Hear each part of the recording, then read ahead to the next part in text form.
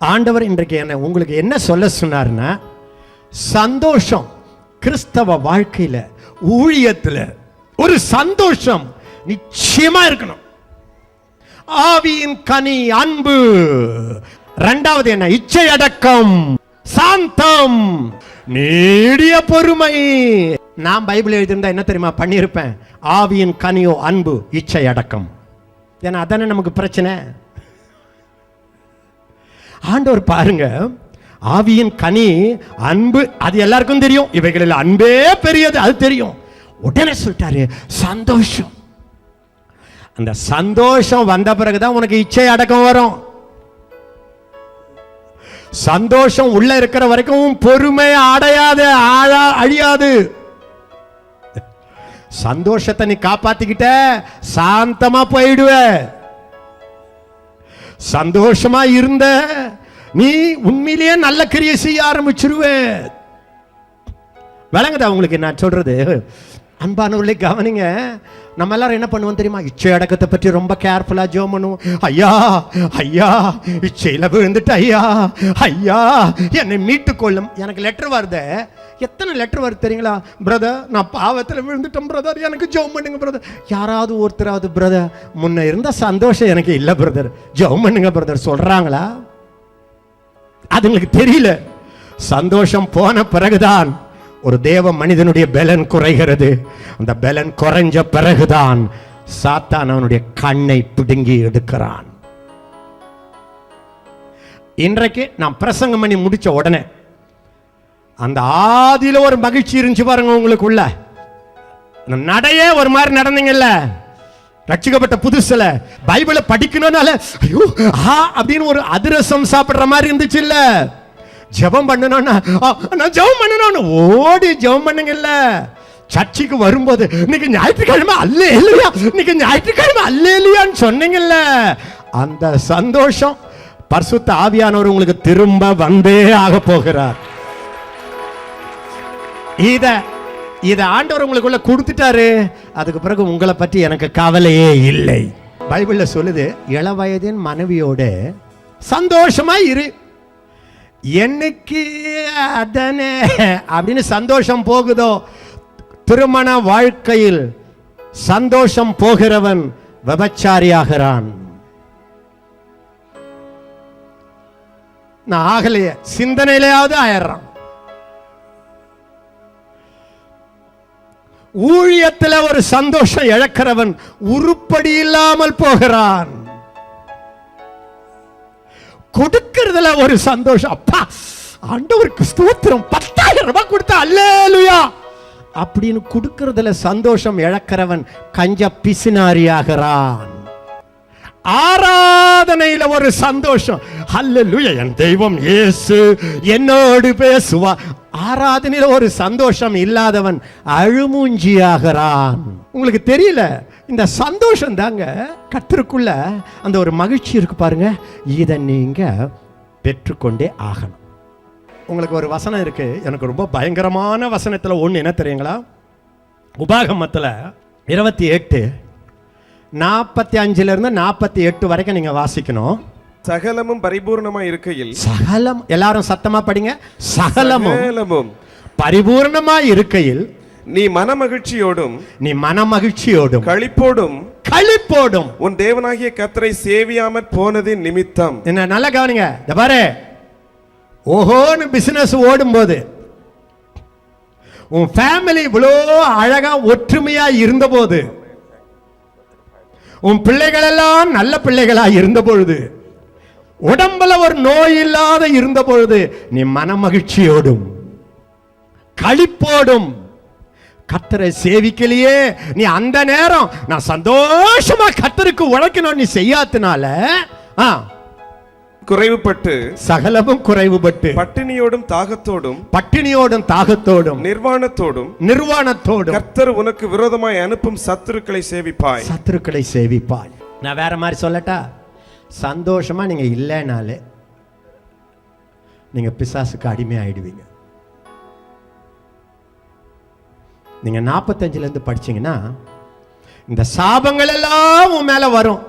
எல்லாரும் கைய வச்சு சொல்லுங்க, சந்தோஷமா இல்லைன்னா சந்தோஷமா இல்லைன்னா சாபம். சாபம். உன் மனைவி மேல உனக்கு ஒரு சந்தோஷம் இல்லைன்னா உன் தலை மேல சாபம் வரும். பிள்ளைகளை பார்த்து உனக்கு ஒரு சந்தோஷம் இல்லைன்னா சாபம். என்ன இவ்வளவு சீரியஸா சொல்றீங்க? நான் சொல்லட்டா, இது ரொம்ப சீரியஸ்.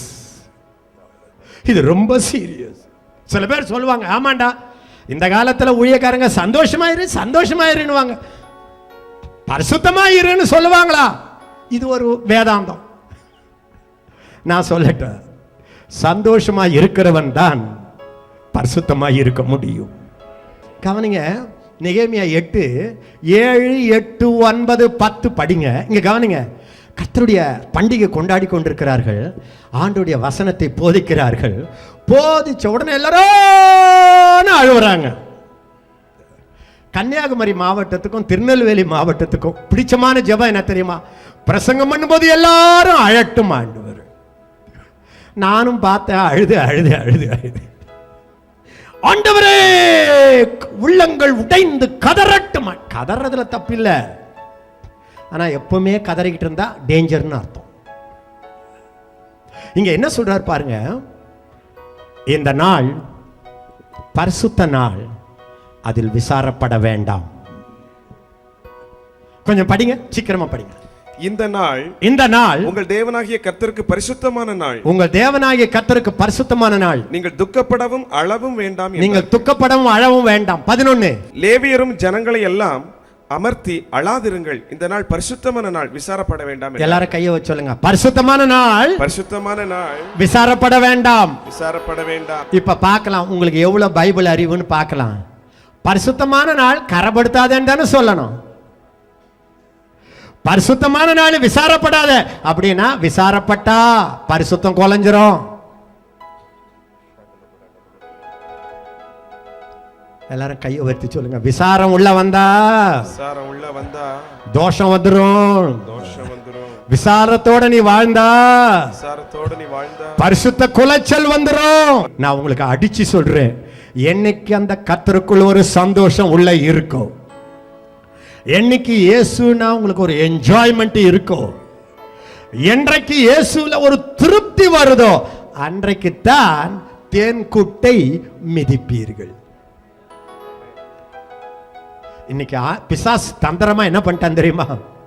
அவங்க ஜெபம் பண்ணட்டும் விட்டுரு, ஆழட்டும் விட்டுரு, சர்ச்சுக்கு போகட்டும் விட்டுரு, ஒன்னே ஒண்ணு பண்ணு, அந்த உள்ள ஒரு கிளு கிளு கிளு கிளு கிளுன்னு ஒரு சந்தோஷம் இருந்துச்சு, அதை எடுத்துரு. எல்லாம் போர் ஆகட்டும், அப்படி வரட்டும், முகத்தை அப்படி தொங்க போட்டுக்கிட்டு அடிக்கப்படும் ஆட்டுக்குட்டி போல வரட்டும், சிரிக்கவே வேண்டான்னு சொல்லிடு. சில வேளை அப்படி சிரிச்சா பிரசங்கியாருக்குள்ளவே நுழைஞ்சு சிரிக்காதே தெய்வ பிரசன்னத்திலே அப்படின்னு மிரட்டு. யாராவது ஒரு பிரசங்கியார் கொஞ்சம் ஜோக் அடிச்சு சிரிக்க வச்சா, கர்த்தருடைய பிரசன்னத்துல என்னடா சிரிப்பு உனக்கு வேண்டும் என்று சொல்லு. என்னுடைய இளம் வயசுல உண்மையிலேயே பாஸ்டர் கொஞ்சம் அதிகமா சிரிச்சிட்டேன்னா போய் மன்னிப்பு கேட்பேன். ஆண்டவரே, நான் அன்னைக்கு சிரிச்சுட்டேன் ஆண்டவரே, என்னை மன்னியும் ஆண்டவரே. எப்படி பிசாசு என் கண்ணை குருடாக்கி வச்சிருந்தான் பாருங்க. இது என்ன தெரியுமா? நீங்களே யோசித்து பாருங்க. அப்பா பிள்ளை எப்ப பார்த்தாலும் நான் அப்பா எப்படி இருக்கு யோசித்து பாருங்க. அப்பா நீங்களே சொல்லுங்க, நீங்களாம் அப்பா அம்மாருங்க நிறைய பேர் இருக்கிறீங்க. நீங்க மோட்டர் பைக்கில் வரீங்க வேலை முடிச்சுட்டு, உங்க குழந்தை உங்களுக்கு எப்படி இருக்கும்? அதுவே டாடி டாடி வராரு அப்படின்னு வந்தா உங்க மனசு எப்படி இருக்கு?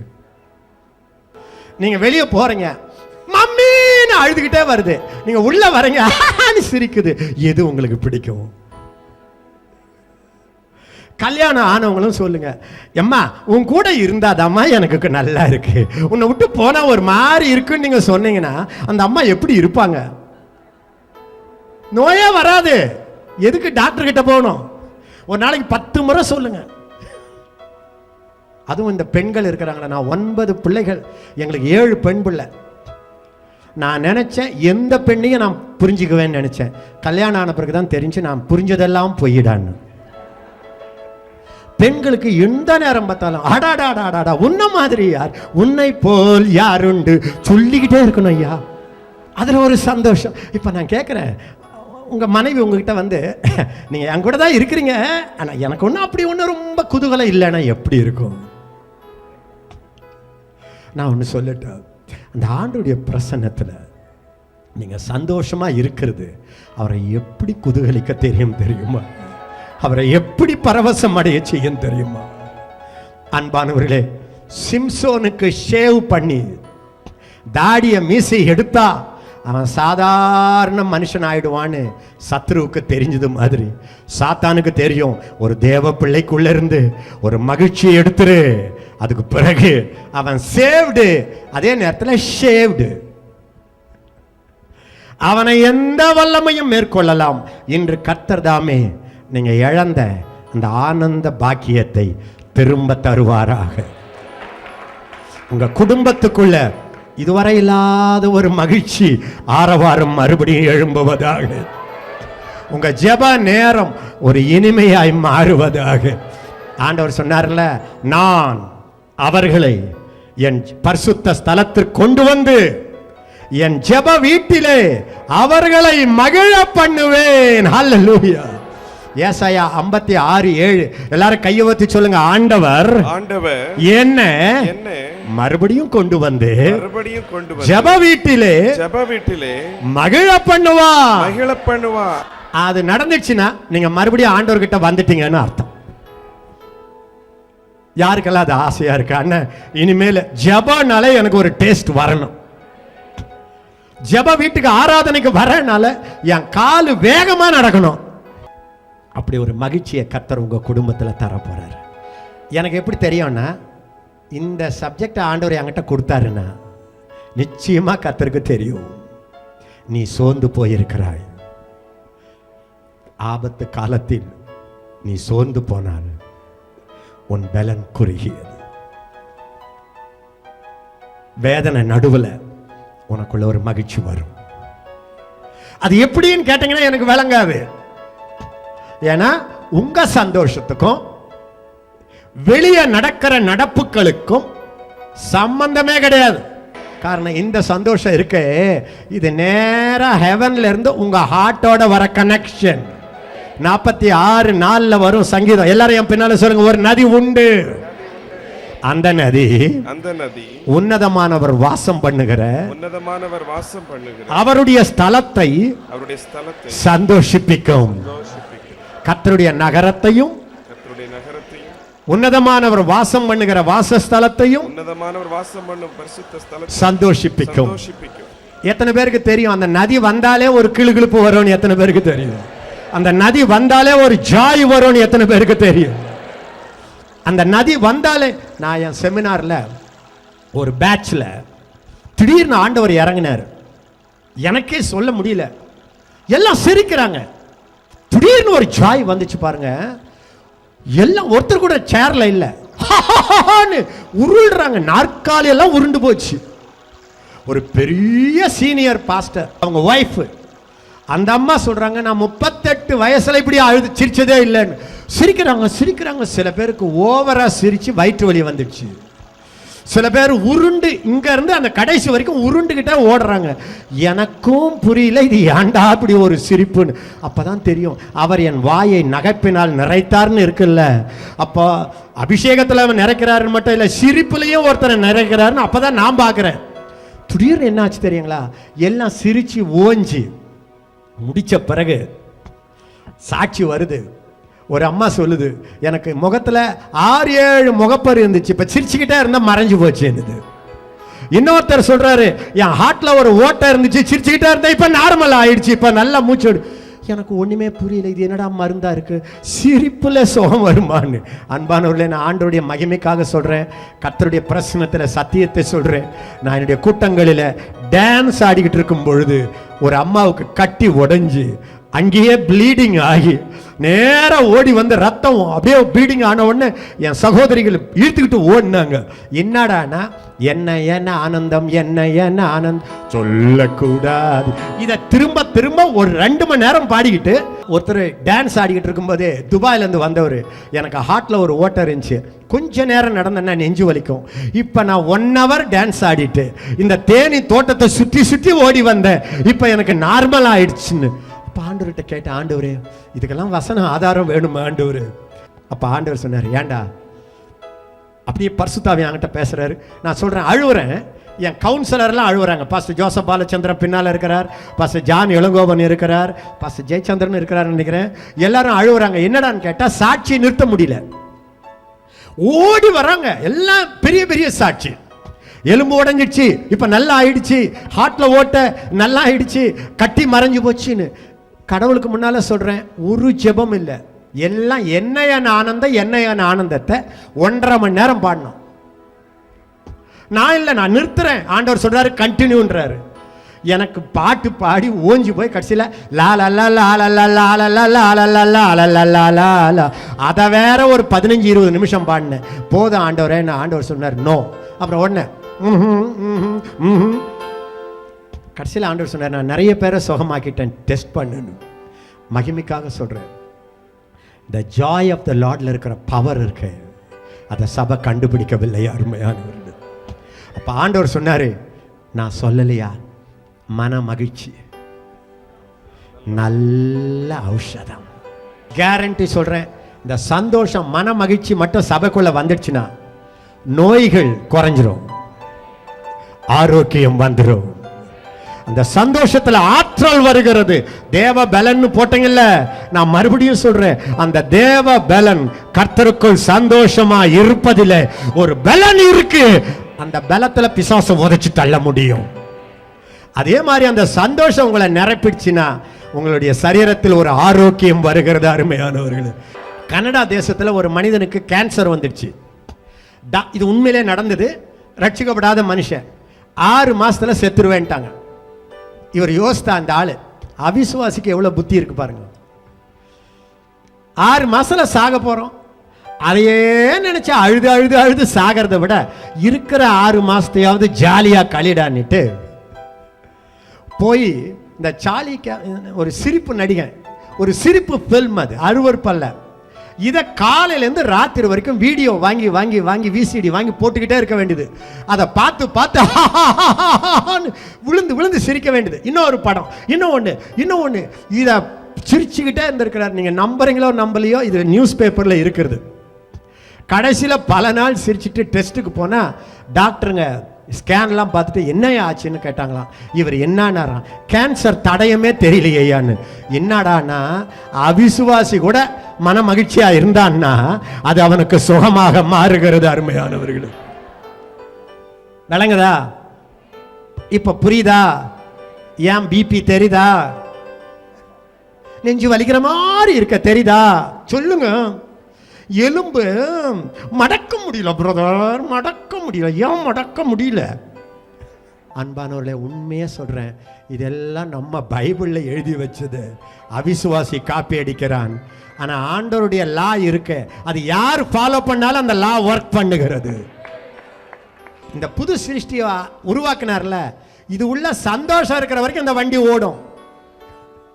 துக்கம் வந்துடுச்சு, பெட்ரோல் வண்டியில மண்ணெண்ணெய் ஊத்துன மாதிரி வண்டி ஓடலையே பிரதர். பெட்ரோலை ஊத்தாத மண்ணெண்ணெயை ஊத்துனியே, என்னது மண்ணெண்ணெய் பிரதர்? அக்கா தங்கச்சி புள்ள புருஷன், அவன் இப்படி இருக்கிறானே, இவன் இப்படி இருக்கிறானே, அவன் இப்படி இருக்கிறாள், இவன் இப்படி இருக்கிறாள்ன்ற மண்ணெண்ணெயை ஊத்துனல்ல, ரிப்பேர் ஆயிடுச்சு. ஆண்டவர் இந்த சந்தோஷத்தை மறுபடியும் கொண்டு வர போகிறார். கடைசி நாட்களில் மனுஷர்கள் தேவ பக்தியின் வேஷத்தை தரித்து தேவ பலனை மறுதலிப்பார்கள். பக்தி இருக்கும், பக்தி மாதிரி வருவார்கள், பலன் இருக்காது. எந்த பலன்? கர்த்தருக்குள் சந்தோஷமாய் இருப்பதே உங்களுக்கு பலன்.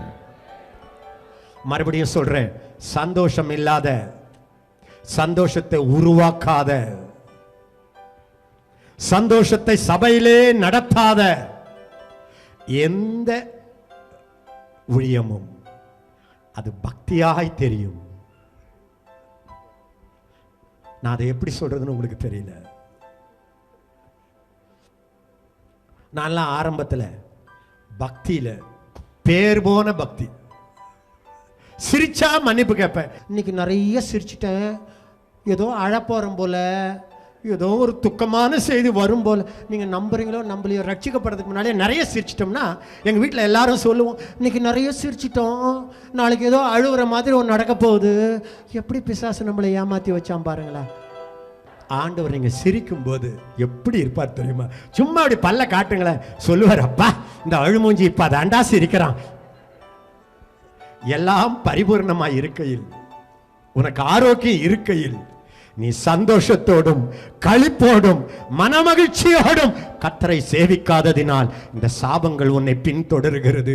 நீ சாத்தானுக்கு சேவை செய்கிறாய். இப்ப நீங்க எல்லாரும் மனசுல தீர்மானிக்கணும், எவன் செத்தாலும் யாரு என்ன போனாலும், அத்தி மரமே துளிர் விடாமல் போனாலும், திராட்சை கொலைகள் பழம் இல்லாமல் போனாலும், இயேசுவுக்குள்ள சந்தோஷமா இருக்க போறேன். இது சந்தோஷமா இருந்தா நல்லது அப்படி நான் சொல்லல.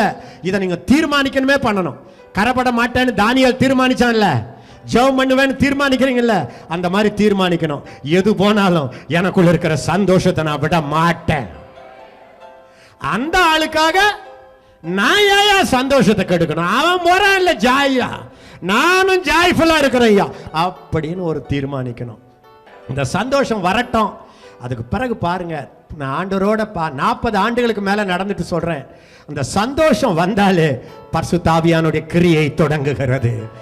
எங்க சந்தோஷம் இருக்கிறதோ அங்க அற்புதங்கள் நடக்க ஆரம்பிக்கிறது.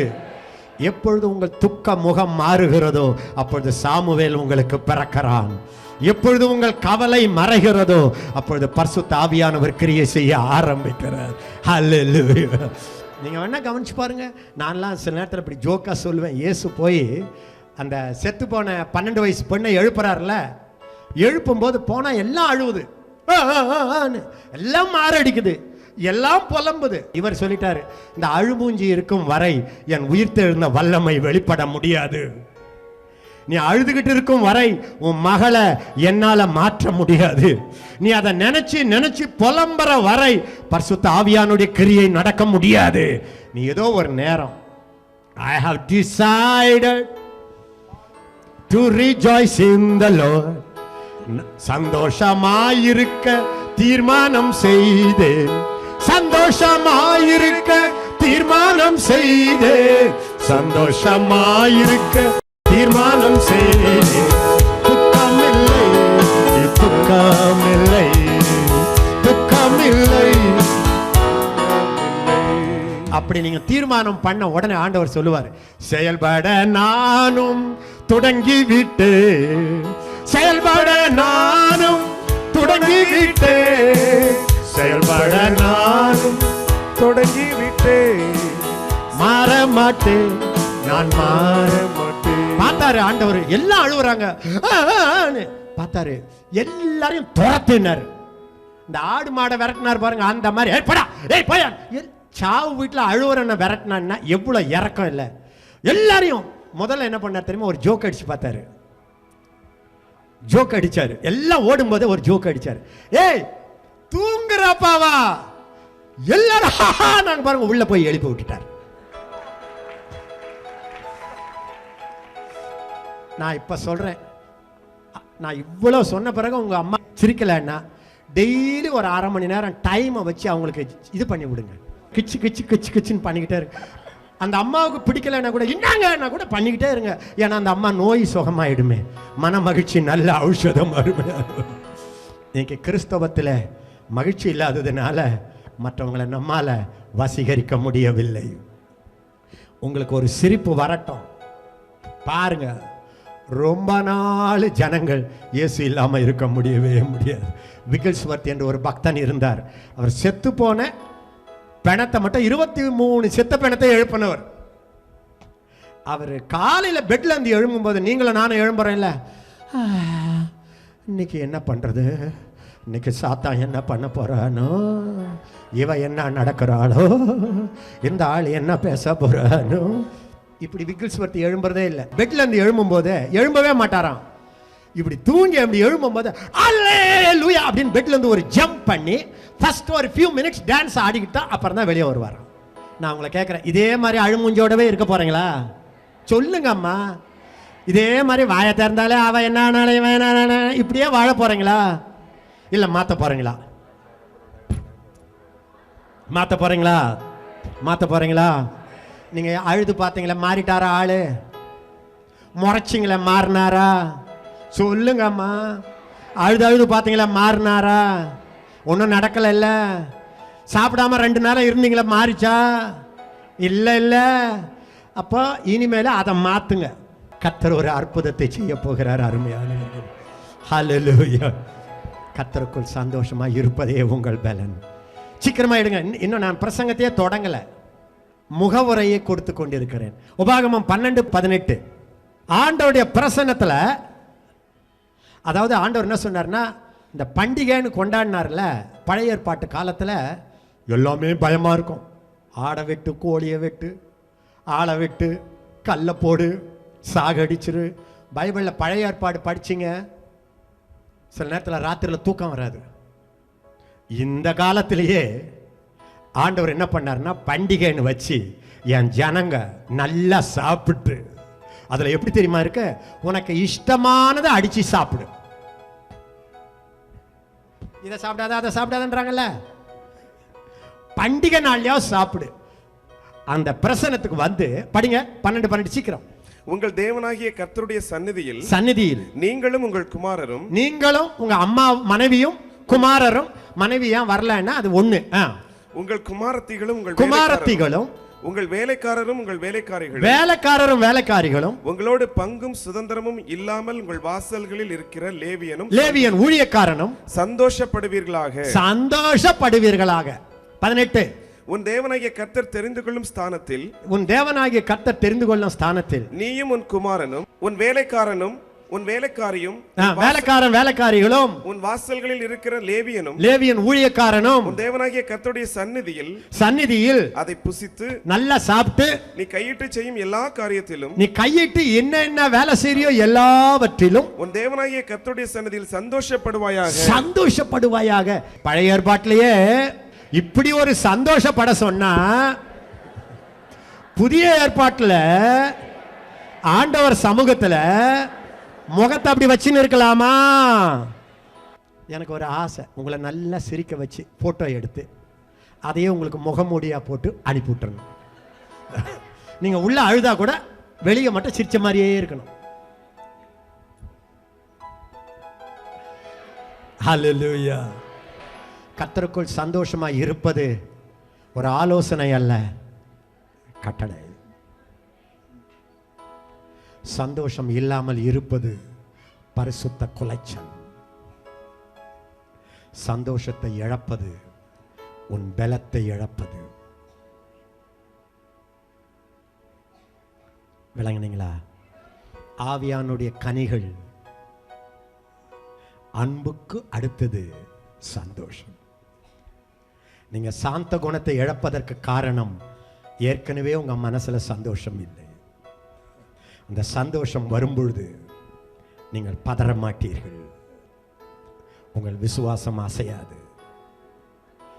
கர்த்தர் என்னோடு இருக்கிறார் என்று நினைக்கும் பொழுது, உள்ளத்தில் ஒரு மகிழ்ச்சி வரும் பொழுது, இச்சை அடக்கம் உங்களுக்கு தானாக வரும். இயேசுவோட ஒரு பரவசம் இருக்கிற வரை உங்களை பாவத்தில் விழத்தள்ள ஒரு பிசாசுக்கு அதிகாரம் கிடையாது. 40 வருஷத்துக்கு மேலே இயேசுவோடு நடந்து நான் சொல்றேன், I am more excited about Jesus today than yesterday. இயேசுவை பற்றி இப்ப எனக்கு இருக்கிற பரவசம் இருக்கு பாருங்க, அது நேற்றை விட அதிகமாக இருக்கிறது. அதனால்தான் நான் ஆண்டவரோடு வாழ முடிகிறது. நான் சொன்னேன், உங்க மனசுல இருக்கிற சந்தோஷத்துக்கும் உங்க வாழ்க்கையில் நடக்கிற எதற்கும் கனெக்ஷன் இல்லைன்னு சொல்லி. ஏன் தெரியுமா? ஒரு நதி உண்டு. அந்த நதி தேவ நகரத்தை சந்தோஷிப்பிக்கும். எபேசியர் 2 நீங்க படிச்சீங்கன்னா, நாம் அவருடைய நகரத்தாரும் 20-22 எல்லாம் பாத்தீங்கன்னா அவருடைய வாசஸ்தலம். இப்ப எல்லாரும் சத்தமா சொல்லுங்க, தேவன் வாசம் பண்ணுகிற நகரமாகிய எனக்குள்ளே ஒரு நதி இருக்கிறது. அந்த நதி என்னை சூழ இருப்பதை சந்தோஷமாக்குகிறது. அப்ப உங்களுக்கு என்ன தேவை தெரியுமா? இந்த நதியை திறந்து விடணும், அடைப்பை விளக்கணும். அப்ப நீங்க கஷ்டப்பட்டு சந்தோஷம் இருக்க மாட்டீங்க, அந்த நதியில ஒரு சந்தோஷம் வரும். நீங்க சொல்லுவீங்க, என்னம்மா சிரிச்சுக்கிட்டே இருக்கிறீங்கன்னா, அது நதி, அது என் விதி, செய்யட்டும் பலர் சதி, அப்படி சொல்ல ஆரம்பிச்சிருவீங்க. உங்களுக்கு சந்தோஷம் எங்க இருந்து வரும்? சத்தமா சொல்லுங்க, ஒரு நதி. சத்தமா, அது நதி. சிரிப்பதே என் தலை விதி. அப்பொழுதுதான் சாத்தானை உனக்கு வரும் பலன் மிதி. பாருங்க, 70 சீஷர்கள் வராங்க, வந்தா சந்தோஷமா வராங்க. என்ன, நான் சொன்ன பிசாசு ஓடுது ஐயா, என் மனைவி கூட கீழ்ப்படிய மாட்டா, பிசாசு கீழ்ப்படிக்கிறது ஐயா. உடனே இயேசு சொன்னார், பாரு, பிசாசு ஓடுதேன்னு சந்தோஷப்படாத, உன் பேர் ஜீவ புஸ்தகத்துல இருக்கு, அதுக்கே சந்தோஷப்படையா. சில பேருக்கு கோபம் வரும், ஏன் இந்த கல்யாண அழைப்பு போட்டாங்களே, ஏன் பேரை போட்டானா, என்னடா போய் பேப்பர்ல பேர் போடுறேன்னு சந்தோஷம் போயிடுச்சு. பரலோக புஸ்தகத்திலே உங்கள் பெயர் இருக்கிறது. எனக்கு அழைப்பு கொடுத்தாளா, அந்த அழைப்பு நம்ம மண்ணான மனுஷன் அழைப்பு. மன்னாதி மன்னவர் உன்னை அழைத்தாரு, அந்த சந்தோஷம் போதாதா? அவ இப்படி சொல்றாளே என்னை பற்றி, அவ சொல்லிக்கொண்டே இருக்கட்டும். உன்னை படைத்தவர் உன்னை பற்றி என்ன சொல்லுகிறார், அதுதான் உனக்கு. சொல்லிட்டு, இந்த பார்ப்பா, பிசாசு ஓடுதுன்னு சந்தோஷப்படாதரா, உன் பேர் ஜீவ புஸ்தகத்துல இருக்க, அதுலயே எல்லாம் வந்துடுது அடக்கம். அப்படி சொல்லிட்டு சந்தோஷப்படாதேன்னு சொன்னார்ல, இவருக்கே சந்தோஷம் வந்துடுச்சு. ஆவியில களி கூர்ந்து, அது கிரேக்க மொழியில எப்படி தெரியுமா இருக்கு, குதிச்சிட்டாராம். அல்லேலூயா, leaped for joy. ஆண்டவரே, இதை நீங்க ஞானிகளுக்கும் கல்விமான்களுக்கும் மறைத்து இந்த பாலகருக்கு வெளிப்படுத்தினீரே, உமக்கு ஸ்தோத்திரம். சந்தோஷம் என்பது, எல்லாரும் சத்தமா சொல்லுங்க, சந்தோஷம் என்பது எனக்குள்ள இருக்கிற நதியினால் வருவது. நதியினால் வருவது. 1000 சதிகள் நடந்தாலும் எனக்குள் இருக்கிற நதிகள் அந்த சதிகளால் பாதிக்கவே முடியாது. Hallelujah. Your joy is independent of circumstances. இத கண்டுபிடிச்சிட்டீங்கன்னா, எப்படி அண்ணா நான் சந்தோஷமா இருக்கிறது, இதெல்லாம் பார்த்தா சந்தோஷமா வரும். அதுக்கு பிறகு என்ன தெரியுமா சொல்லுவீங்க, எப்படி அண்ணா சந்தோஷப்படாம இருக்கிறது, எனக்குள்ளவே ஒண்ணு பொங்குது அண்ணா. கற்பனை பண்ணி பாருங்க, உங்க புருஷன் பலார்னு அடிக்கிறான், அந்த நேரம் நதி பொத்துக்கிட்டு வெளியே வருது, நீங்க ஹான்றீங்க, நாளைக்கு அடிப்பானா? நீங்க அழுவணும் தானே அடிச்சான், நீங்க சிரிச்சிங்களா அடிப்பானா? சாத்தா உங்களை எதுக்காக படமாட்டான், உங்களை நரகத்துக்கு கொண்டு போறதுக்கு இல்ல. அவனுக்கு தெரியும் இந்த ஐயாவை நரகத்துக்கு கொண்டு போக முடியாது, இது பண்ணாதெல்லாம் பண்ணிட்டு மறுபடியும் உபவாசம் பண்ணி அழுதுறோம். அதை கேட்டுட்டு அவரும் உருகிடுவாரு. அப்ப சாத்தானுக்கு தெரியும் உங்களை நரகத்துக்கு கொண்டு போக முடியாது. அப்ப ஏன் சோதிக்கிறான்? சந்தோஷமாவது போயிடுது இல்ல.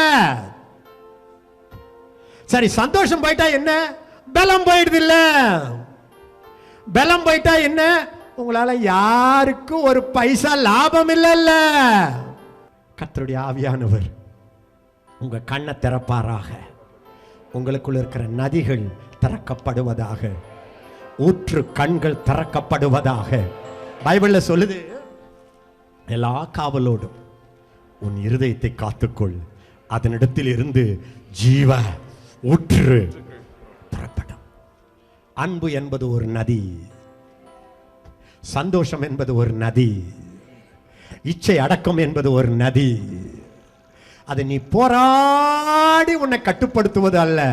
உள்ள இருக்கிறத திறந்து விட்டு அந்த நதி உன்னை மூடும் பொழுது நீ சந்தோஷம் அடைகிறாய், பலன் உருவாகிறது, பாவத்தை விட்டு ஓடுகிறாய்.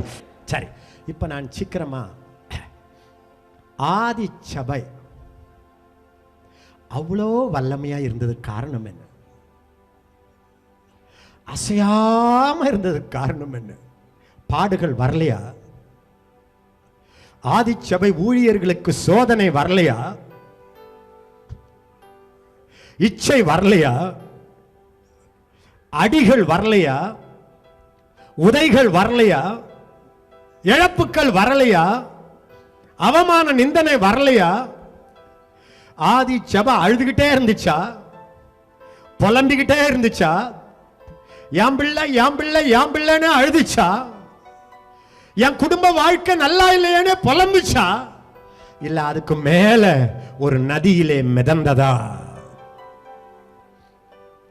அந்த மகிமையை கர்த்தர் திரும்ப நம்முடைய சபைக்கு கொண்டு வர போகிறார்.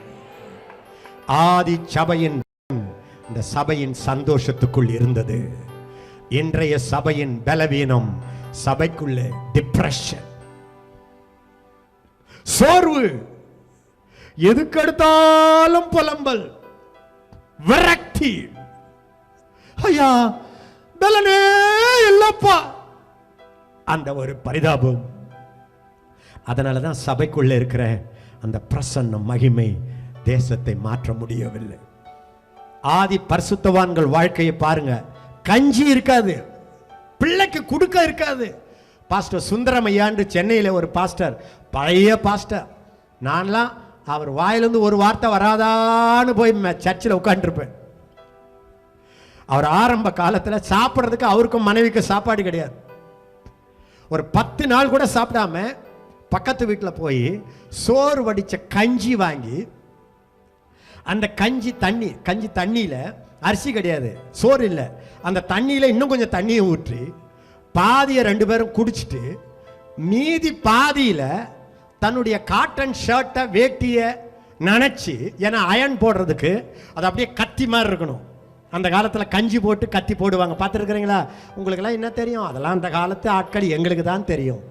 அயன் போட்டு இவங்க 2 பேரும் வெளியே போனா, பாஸ்டர் ஐயா சொல்லி நான் கேட்டிருக்கிறேன், வெளியே போனா இப்பதான் பிரியாணி சாப்பிட்டு வந்த மாதிரி அப்படியே கச்சமா அந்த அயனோட அந்த கஞ்சி போட்டு அப்படி போவாராம்.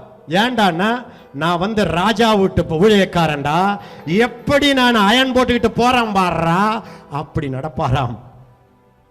ஆதி சபை எதை இழந்தாலும் அந்த பரவசம், அந்த சந்தோஷம், அந்த சமாதானம் இழக்கவே இல்லை அருமையானவர்கள்.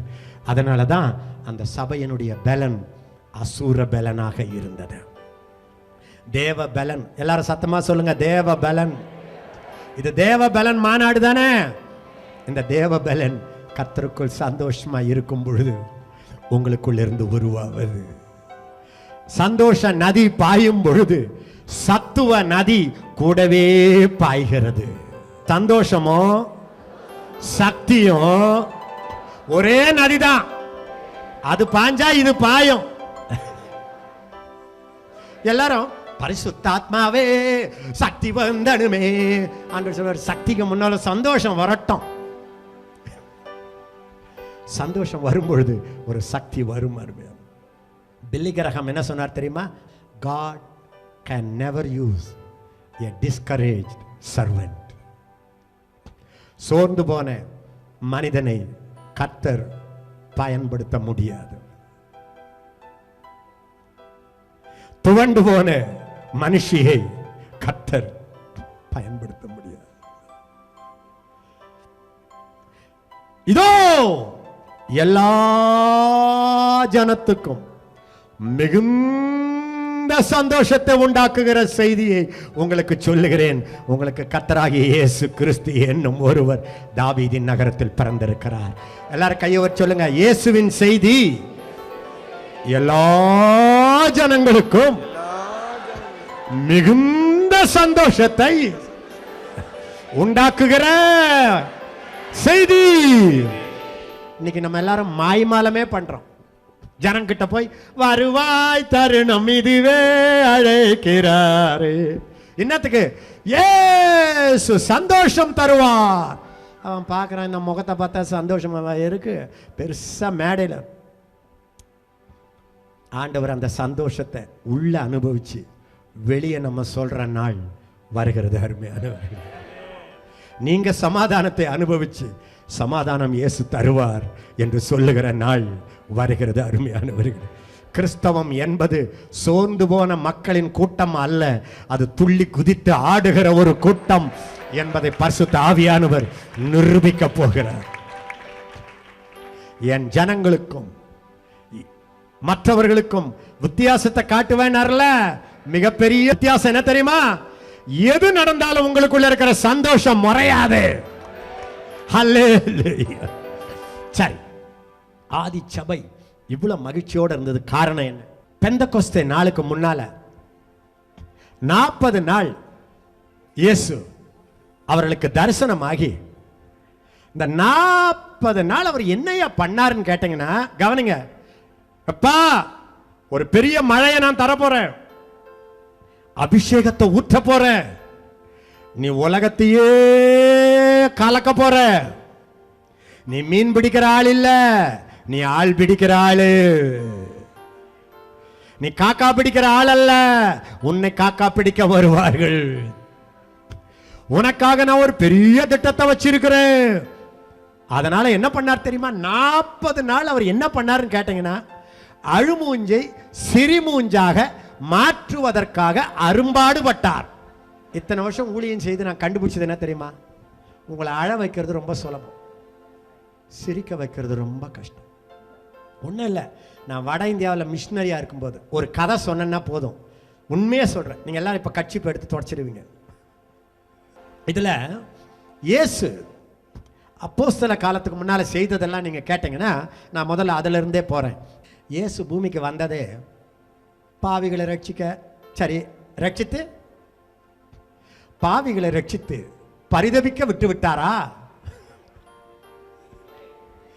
சமாதானத்தை தந்து கொஞ்ச நாளைக்கு பிறகு சமாதானத்தை பிடுங்கிக் கொண்டு சமாதானத்துக்கு பதிலாக சஞ்சலத்தை தந்து விட்டாரா? சொல்லுங்க வாயை திறந்து. அதற்காக இயேசு வரவில்லை. நீங்க ஏசாயா 61 பார்த்தீங்கன்னா, அது ஒரு பெரிய பியூட்டிஃபுல் சாப்டர். அந்த 61ஆம் சாப்டரை ஃபுல்லா வாசிச்சிட்டீங்க, தலகளா மாறிடும். சீக்கிரம் படிங்க. கர்த்தராகிய தேவனுடைய ஆவியானவர் என்மேல் இருக்கிறார், சிறுமைப்பட்டவர்களுக்கு சுவிசேஷத்தை அறிவிக்க கர்த்தரனை அபிஷேகம் பண்ணினார். எல்லாரும் சத்தமா சொல்லுங்க. சிறுமைப்பட்டவர்களுக்கு நல்ல செய்தியை சொல்ல, நல்ல செய்தியை சொல்ல இயேசு வந்தார். இயேசு வந்தார். நான் சிறுமைப்பட்டேன், எனக்கு நல்ல செய்தியை கொடுத்துட்டாரு. இனி சிறுமையா? சிறுமைப்பட்டவனை இனி நீ சிறுமைப்பட்டன்னு சொல்லாதே. நீ சிறுமைப்படவில்லை, நான் உன்னை பெருமைப்படுத்தி இருக்கிறேன் என்ற நல்ல செய்தியை சொல்ல இயேசு வந்தார். ஆரம்பத்தெல்லாம் நான் வெளியே போனேன்னா, வெளிநாடுகளுக்கெல்லாம் போயிருக்கிறேன்ல, காரில் உட்காந்தோடனே கண்ணை மூடிடுவேன். அது பறவை பாடட்டும், அழகா என்னன்னா இருக்கட்டும், கண்ணை மூடிக்கிட்டே போயிட்டு வந்துடுவேன். எல்லாரும் சொல்லுவாங்க, என்ன பக்திப்பா, இருக்கிற ஊரை கூட கண்ணை திறந்து பார்க்க மாட்டேறான். அது பறவைகள் வரட்டும், உலகமே அப்படியே கண்ணை மூடிட்டு இருக்கிறாங்க. இப்படி ஒரு முறை சகோதரி ஊழியத்துக்கு போகும்போது எங்க பார்த்தாலும் இயற்கை காட்சியாம். இவங்க இயேசுவே என்னை பயன்படுத்தும் பயன்படுத்தும். ஆண்டவர் உங்ககிட்ட பேசினாராம், பிள்ளை, என் ஜனங்க நான் உண்டாக்குனேன் இயற்கையை பார்த்து ரசிச்சு ஆண்டவர் இப்படி உண்டாக்குனாரேன்னு சொல்லும்போது என் மனசு எப்படி சந்தோஷப்படுது என்று என் பிள்ளைகளுக்கு தெரியவில்லை. அதுக்கு பிறகு அவங்கள பார்த்து நானும் இப்போ காப்பி அடிக்க ஆரம்பிச்சேன். முன்னெல்லாம் பக்கத்தில் ரோஜா மலர் இருந்தால் கூட எனக்கு தெரியாது, நான் தான் கூஜான்னு சொல்லிக்கிட்டு இருக்கிறேன்னு. எனக்கு அந்த ரோஜா மலரம் எப்படி இப்பதான் தெரியுது. அது சொல், எதுக்கு பெயிண்ட் அடிச்சு வச்சிருக்காரு ஆண்டவர்? உன்னை சிரிக்க வைக்க, நீ ரசிப்பதற்காக. இப்பதான், முன்னெல்லாம் நாய்க்குட்டி வந்தால் எனக்கு தெரியவே தெரியாது. இப்பதான் முதல் முறை வாழ்க்கையில் நாய்க்குட்டியை ரசிக்கிறேன். அது வாழை ஆட்டும் போது ரசிக்கிறேன். அப்படின்னா வாழை ஆட்டினா நான் ஐ லவ் யூன்னு அர்த்தமா? ஆண்டவர் இதெல்லாம் எதுக்கு படைச்சாருன்னா, இதை ஏன் வாலாட்ட வச்சாரு, இதுக்கு ஏன் பெயிண்ட் அடிச்சாருன்னா, ஆண்டவர் உருவாக்குனவரை நீங்க நினைச்சு என்ன அழகா படைச்சிருக்கிறார் ஐயா அப்படி நீங்க சந்தோஷப்படுறத பார்த்து அவர் சந்தோஷப்படுகிறாரா? கையை தட்டி ஆண்டவருக்கு நன்றி சொல்லுங்க அம்மா.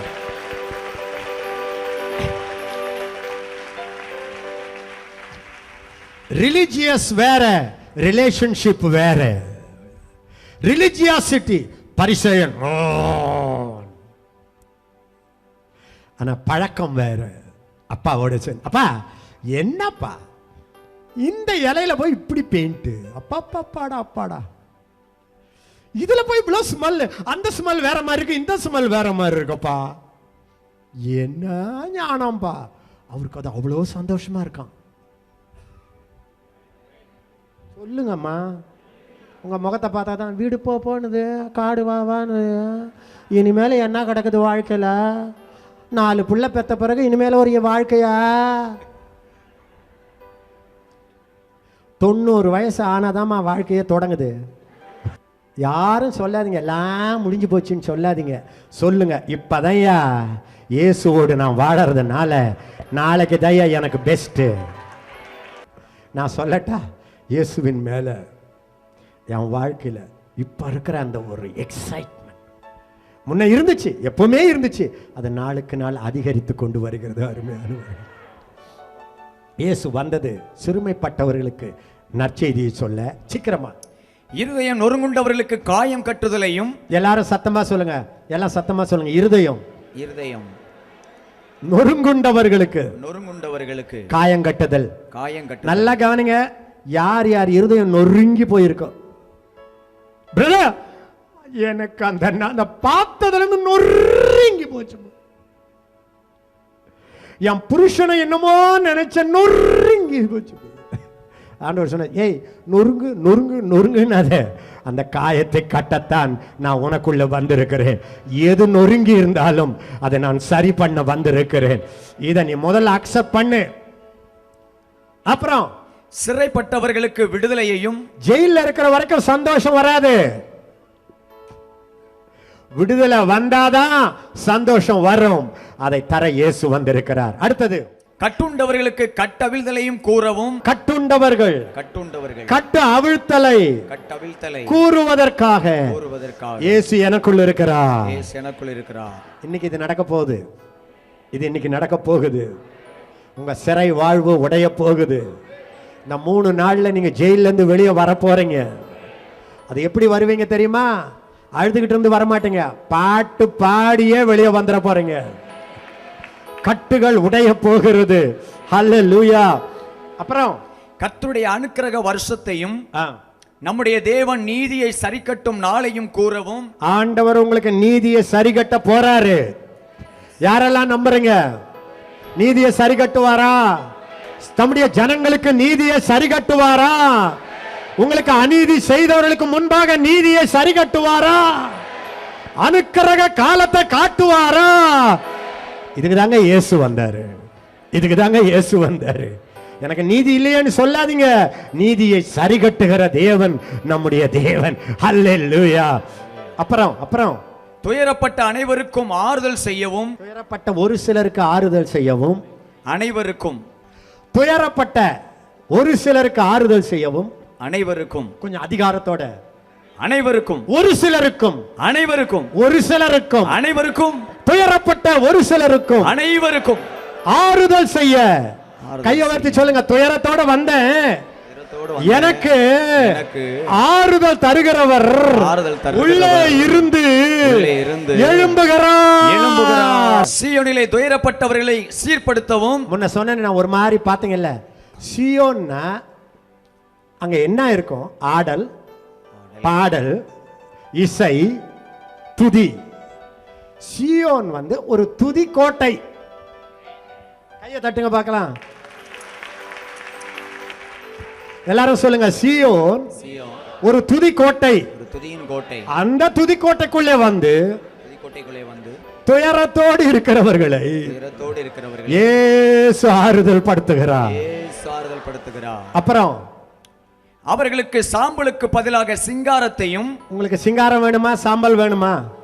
இனிமேல் சாம்பல் சாம்பல் நான் ஒன்றும் இல்லை இதெல்லாம் இல்லை, சிங்காரத்தை தரப்போகிறார். எல்லாம் பக்கத்தில் பார்த்து சொல்லுங்க, துயரத்தோடு இருக்கிறவன் சீர்கட்டவன், துயரத்தோடு வாழ்கிறவன் சீர்கட்டவன். இப்ப நீங்க என்னன்றீங்க தெரியுமா? அவர் சீர்கட்டிட்டாரு, அதுலதான் துயரம் ஆயிட்டம் பிரதர். துயரப்பட்டவர்களை எல்லாரும் சொல்லுங்க, துயரப்பட்டவர்களை சீர்படுத்தவும். நீங்க துயரமா இருந்தீங்கன்னா ரிப்பேர் ஆயிட்டீங்கன்னு அர்த்தம், பிரேக் டவுன் அர்த்தம். கர்த்தர் உங்களை முதல்ல சீர்கப்படுத்தட்டும், பிறகு சீர்கெட்டதெல்லாம் சீராயிடும். சாத்தான் தந்திரத்தை பார்த்தீங்களா? முதல்ல அந்த ஆளை சீர்கடை வச்சு அதை காட்டி உங்களை துக்கப்படுத்தி, பிறகு உங்களையும் சீர்கடை வச்சு. ஏன் அழக்கூடாதுன்றீங்களா? அழுங்க. என்னெல்லாம் ஜெபம் பண்ண விட்டீங்கன்னா அழாத ஜெபிக்கவே முடியாது. ஆனால் இப்போ அழுவுறீங்களா? இதெல்லாம் நிறுத்திட்டு ஆண்டவருடைய பாரத்தில் அழுவீங்க, அது வேற, அது வேற. நான் சொல்றதெல்லாம் உள்ளத்தில் ஒரு துயரத்தோடு நீங்கள் வாழும் வரை நீங்களும் சீர்கட்டிட்டீங்க. சீர்கட்ட குடும்பத்தையோ மற்றவர்களையோ மாற்ற முடியாது. பரிசுத்த ஆவியானவர் உங்கள் கண்களை திறக்கட்டும், உங்கள் கண்களை திறக்கட்டும். சிகரெட் ஊதுற மாதிரி கவலைப்படுவதும் ஒரு பழக்கம். சிலருக்கு சிகரெட் ஊதலைன்னா டாய்லெட்டுக்கு போக முடியாது, சிலருக்கு கவலைப்படலைன்னா தூக்கம் வராது. இரண்டுமே அடிமைத்தனம். இயேசு இந்த கட்டுகளை உடைக்க வந்தார், உடைக்க வந்தார். சாம்பலுக்கு பதிலாக சிங்காரத்தை. அப்ப சாம்பல்ல வாழுவது அலங்கோல வாழ்க்கை. சரி, அடுத்தது துயரத்துக்கு பதிலாக ஆனந்த தைலத்தையும். சத்தமா சொல்லுங்க, துயரத்துக்கு பதிலாக ஆனந்த தைலம். கையவர்த்தி சொல்லுங்க, அபிஷேகம். அபிஷேகம் அது ஆனந்த அபிஷேகம். ஆனந்த அபிஷேகம். தைலம். தைலம் அது ஆனந்த தைலம். ஆனந்த தைலம். ஆவியானவர், அவர் ஆனந்த ஆவியானவர். ஹல்லேலூயா, ஹல்லேலூயா. ஆவியில நிரம்ப நிரம்ப நிரம்ப நிரம்ப உங்களுக்குள்ள ஒரு மகிழ்ச்சி பொங்கி பொங்கி வரும். அருமையானவர்கள், வேதம் சொல்லுகிறது 1 நாளாகமம் 16:27 வல்லமையும் மகிழ்ச்சியும் அவர் சமூகத்தில் இருக்கிறது. இயேசு எபிரேயர்ல நீங்க பார்க்கலாம், 1வது அத்தியாயத்தில் 8:9 நீர் அக்கிரமத்தை வெறுத்து நீதியை விரும்பினபடியால் பிதா அவரை என்ன பண்ணாராம்? தோழரை பார்க்கிலும் ஆனந்த தைலத்தினால் அபிஷேகம் பண்ணினார். நீங்க சொல்லலாம், இயேசு துக்கமா இருந்தார் ஐயான்னு. பைபிள்ல சொல்லுது, இயேசு தோழரை பார்க்கலும் ஆனந்த தைலத்தினால் நிரம்பி இருந்தார். ஹல்லேலூயா. மற்றவங்க துக்கத்தை சுமக்கிறது வேற, நீங்க அதையா சுமந்துகிட்ட முகத்தை அப்படி வச்சுருக்கிறீங்க. இயேசு சொன்னார், என் சந்தோஷம் உங்களில் இருக்கும்படிக்கும் நிறைவாய் இருக்கும்படிக்கும் இதை சொன்னேன். பரிசுத்த ஆவியானவரால் உண்டாகிற சந்தோஷம். படிங்க சீக்கிரமா. சாம்பலுக்கு பதிலாக சிங்காரத்தையும், துயரத்துக்கு பதிலாக ஆனந்த தைலத்தையும், ஒடுங்கின ஆவிக்கு பதிலாக துதியின் உடையையும் கொடுக்கவும். ஒரு இரும்ப உடைச்சிங்கன்னா எப்படி இருக்கும்? அப்படி காட்டுங்க. ஒடுங்கின ஆவி. ஒடுங்கின ஆவி. உங்க ஆவி, பலருடைய ஆவி எப்படி இருக்கு தெரியுமா? இங்க அடி, இங்க அடி, இங்க ஹெவினஸ், இங்க ஹெவினஸ், ஒடுங்கி ஒடுங்கி ஒடுங்கி ஒடுங்கி. இந்த தகர கடையில் போடுறாங்க பாருங்க, ஒடுங்கின இரும்பு, அந்த மாதிரி ஆயிடுது ஆவி. ஆனா இயேசு எதுக்கு வந்தார் தெரியுமா? அந்த ஒடுங்கின ஆவியை விரட்டிட்டு துதியின் உடையை தர இயேசு வந்தார். இதெல்லாம் நம்ம அவிசுவாசிகளுக்கு பிரசங்கம் பண்ணிட்டோம். ஆனா இது யாருக்கு? சீயோனில துயரப்படுகிறவர்களுக்கு, விசுவாசிகளுக்கு. சரி, இப்ப பாருங்களேன் ரகசியத்தை. இத பண்ண உடனே என்ன ஆகுமா பாருங்க, படிங்க. அவர் என்னை அனுப்பினார், அவர்கள் கர்த்தர் தம்முடைய மகிமைக்கென்று நாட்டின நீதியின் விருட்சங்கள் எண்ணப்படுவார்கள். எல்லாரும் கையை வச்சு சொல்லுங்க, துக்கம் போனாதான் ஆண்டவருடைய மகிமைக்குன்னு விருட்சம் போல நீ வளருவாய். எல்லாம் சொல்லுங்க, துக்கம் போனாதான் நீதியின் விருட்சமாய் விருட்சமாய் வளருவாய்.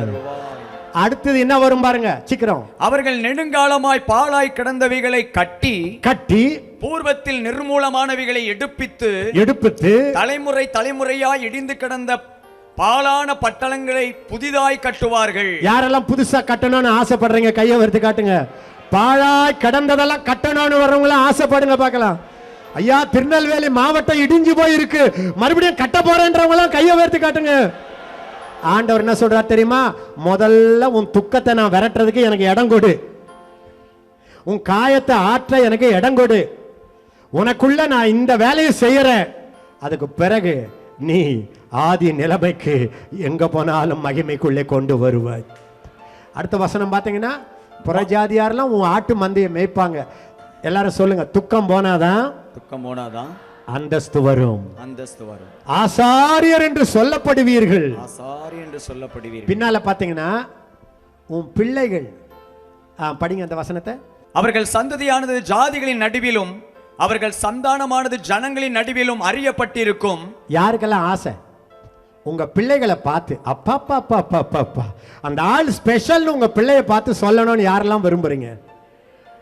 உங்க சந்ததியை பார்த்து கர்த்தரால ஆசீர்வதிக்கப்பட்ட சந்ததி அப்படி சொல்லணும்னு யாரெல்லாம் விரும்புறீங்க? கையை வர்த்தி காட்டுங்க. அம்மா உங்க பிள்ளைகளை பார்க்கறவங்களா இது கர்த்தரால ஆசீர்வதிக்கப்பட்ட சந்ததி அப்படி சொல்லணும்ன்றவங்கள கையை வர்த்தி காட்டுங்க. இது எப்ப நடக்கும் தெரியுமா? முதல்ல துக்க பிசாசை ஓட்டி காயத்தை ஆற்றி ஒடுங்கின ஆவிய துதியின் உடையால நிரப்பும் போது உங்க சந்ததியை கர்த்தர் ஆசீர்வாத சந்ததியாக மாற்றி விடுவார். ஆதி சபையை நீங்க படிச்சீங்கன்னா 40 நாள் இயேசு அவர்களோடு இருந்தார். மரியாள் அழுறா, இயேசுவே வந்து நிக்கிறாரு. என்னம்மா? ஐயா என் ஆண்டவரை தூக்கிட்டு போயிட்டாங்க ஐயா. இயேசுவைய பார்த்து துக்கமா இருக்கிறவங்களுக்கு இயேசு பக்கத்துல வந்தா கூட தெரியாது. தோட்டக்கார மாதிரி பார்ப்பாங்க, கண்ணு தெரியல, துக்கம் கண்ணை மறைச்சிரும். எம்மாவூர் சீஷரோடு நடந்து சென்றார். என்ன துக்க முகத்தோட போறோம். என்னம்மா? அவர்தான் ரட்சிக்கிறவர் என்று நம்பி இருந்தோம். சில கிறிஸ்தவங்களை பார்த்தீங்கன்னா துக்க முகத்தோட வருவாங்க. என்னையா குட் ஃப்ரைடே, என்னையா இயேசு மரிச்சார். ஆண்டவர் சொல்றாரு, இந்த துக்க முகத்தை மாற்றினாதான் பெந்தகோஸ்தே நாள் வரும். அவங்க பெந்தகோஸ்தே நாள்ல என்ன பண்ணாங்கன்னு கேட்டீங்கன்னா, வல்லமைக்கு தரித்திருந்து உன்னதத்திலிருந்து வரும் பலனால் தரிப்பிக்கப்படும் வரை எருசலேமிலே இருங்கள். சரி, இந்த 10 நாள் என்ன பண்ணாங்கன்னு பாருங்களேன். இயேசு போயிட்டாரு, பெந்தகோஸ்தே வல்லமை வந்தது 50வது நாள். 10 நாள் அவங்க என்ன பண்ணாங்க அப்படின்றத டாக்டர் லூக்கா எழுதி வச்சிருக்கிறார். படிங்க, லூக்கா 24 50லேருந்து 52. பின்பு அவர் பெத்தானியா வரைக்கும் அவர்களை அழைத்து கொண்டு போய் தம்முடைய கைகளை உயர்த்தி அவர்களை ஆசீர்வதித்தார். அவர்களை ஆசீர்வதிக்கையில் அவர்களை விட்டு பிரிந்து பரலோகத்துக்கு எடுத்துக்கொள்ளப்பட்டார். அவர்கள் அவரை பணிந்து கொண்டு மிகுந்த சந்தோஷத்தோட எருசலேமுக்கு திரும்பி வந்து, சந்தோஷமா சொல்லுங்க, மிகுந்த மிகுந்த சத்தமா சொல்லுங்க, மிகுந்த மிகுந்த சந்தோஷத்தோட எருசலேமுக்கு வந்து எருசலேமுக்கு திரும்பி வந்து நாடோறும் ஞாயிறுதோறும் நாள்தோறும் அவர்கள் என்ன பண்ணி கொண்டிருந்தார்கள்? தேவாலயத்திலே தேவனை புகழ்ந்து துதித்துக் கொண்டிருந்தார்கள். இப்ப எல்லாரும் சத்தமா சொல்லுங்க, மிகுந்த சந்தோஷத்தோட தேவனை புகழ்ந்து துதித்துக் கொண்டு இருந்தார்கள். 10 நாள் மகிழ்ச்சியோடு துதித்தார்கள், மகிழ்ச்சியோடு வேதத்தை வாசித்தார்கள், மகிழ்ச்சியோடு ஜெபித்தார்கள், மகிழ்ச்சியோடு. இந்த ஹோல் 10 நாளை லூக்கா அப்படி எழுதி வச்சிட்டாரு. பெந்தகோஸ்தே நாளின் அபிஷேகம் வந்தது. நான் இப்ப உங்களுக்கு ஒன்று சொல்லட்டா? யாருடைய வாழ்க்கையில தேவ வல்லமை வெளிப்படணும்னு விரும்புறீங்களோ அந்த மிகுந்த சந்தோஷம் உங்களுக்குள் வரும்பொழுது நீங்க பெந்தகோஸ்தே அபிஷேகத்துக்கு தயாராகி விடுகிறீர்கள். இயேசு பிறந்ததை பார்த்தீங்கன்னா எங்க பார்த்தாலும் சந்தோஷம். சகரியாவுக்கு தேவதூதன் சொல்றான், உனக்கு ஒரு பிள்ளை பிறப்பான், அவன் பொருட்டு எல்லாருக்கும் சந்தோஷம் உண்டாயிருக்கும். தேவதூதன் மரியாளுக்கு வரான், ஆத்துமா கர்த்தரை துதிக்கின்றது, என்ற நாவியும் அவரில் கழிக்கின்றது. இப்ப எல்லாரும் சத்தமா சொல்லுங்க, மரியாள் ஆவி கலிகூர்ந்த பொழுது, ஆவி கலிகூர்ந்த போது இயேசு அவதரித்தார். இயேசு அவதரித்தார். பெந்தகோஸ்தே நாளிலே பெந்தகோஸ்தே நாளிலே சீஷர்கள் மிகுந்த சந்தோஷத்தோடு இருந்த பொழுது மிகுந்த சந்தோஷத்தோடு இருந்த அபிஷேகம் இறங்கியது. அபிஷேகம் இறங்கியது. நான் ஷார்ட்டா சொல்லட்டா? துக்க முகத்தோடு இருக்கிற வர தேவ வல்லமையை உணர முடியாது. நாளைக்கெல்லாம் நீங்க பாப்பீங்க அபிஷேகம் எப்படி பாகிறது என்று. அதுக்கு ஒரு பிளாக் இருக்கு. அது என்ன தெரியுமா? உங்க வாய்க்கால் துக்கத்தினால நிறைஞ்சு இருக்கு. இந்த வாய்க்காலை வெட்டுங்க, மழை வரும். ஒடுங்கின ஆவி அதை விரட்டுங்க. துதியின் உடைய மாட்டுங்க, துதிக்க ஆரம்பிச்சிருங்க. சந்தோஷத்தோடு புகழுங்க. தேவ ஆவியானவர் இறங்கி வருவார். பாஸ்டர் ஜெபம் பண்ண மாதிரி நெருப்பு இருக்கு, விறகு இருக்கு. இந்த நெருப்பு எரிய போகுது. இந்த துக்கம் மறையட்டும். அவர்கள் மிகுந்த சந்தோஷத்தோடு நாள்தோறும் தேவனை புகழ்ந்து துதித்துக் கொண்டிருந்தார்கள். பெந்தகோஸ்தே அபிஷேகம் வந்தது. அல்லேலூயா. அது ஒண்ணு. எதுல சந்தோஷப்பட்டாங்க கவனிங்க. அந்த சந்தோஷத்துக்கு காரணமே இல்லை, ஒரே சந்தோஷம். ஏசையா உயிர் தெழுந்துட்டார், அவர் ராஜாதி ராஜாவாய் இருக்கிறார், அவர் மேகத்திலே ஏறி போய்விட்டார், அவர் எல்லா நாமத்துக்கும் மேலே ஏறி விட்டார், அவர் மீண்டும் இறங்கி வரப்போகிறார், அவர் கையிலே எல்லா அதிகாரமும் இருக்கிறது. சுருக்கமா சொன்னா கர்த்தருக்குள் சந்தோஷம். இத கொடுத்தீங்களா சந்தோஷம் இல்ல.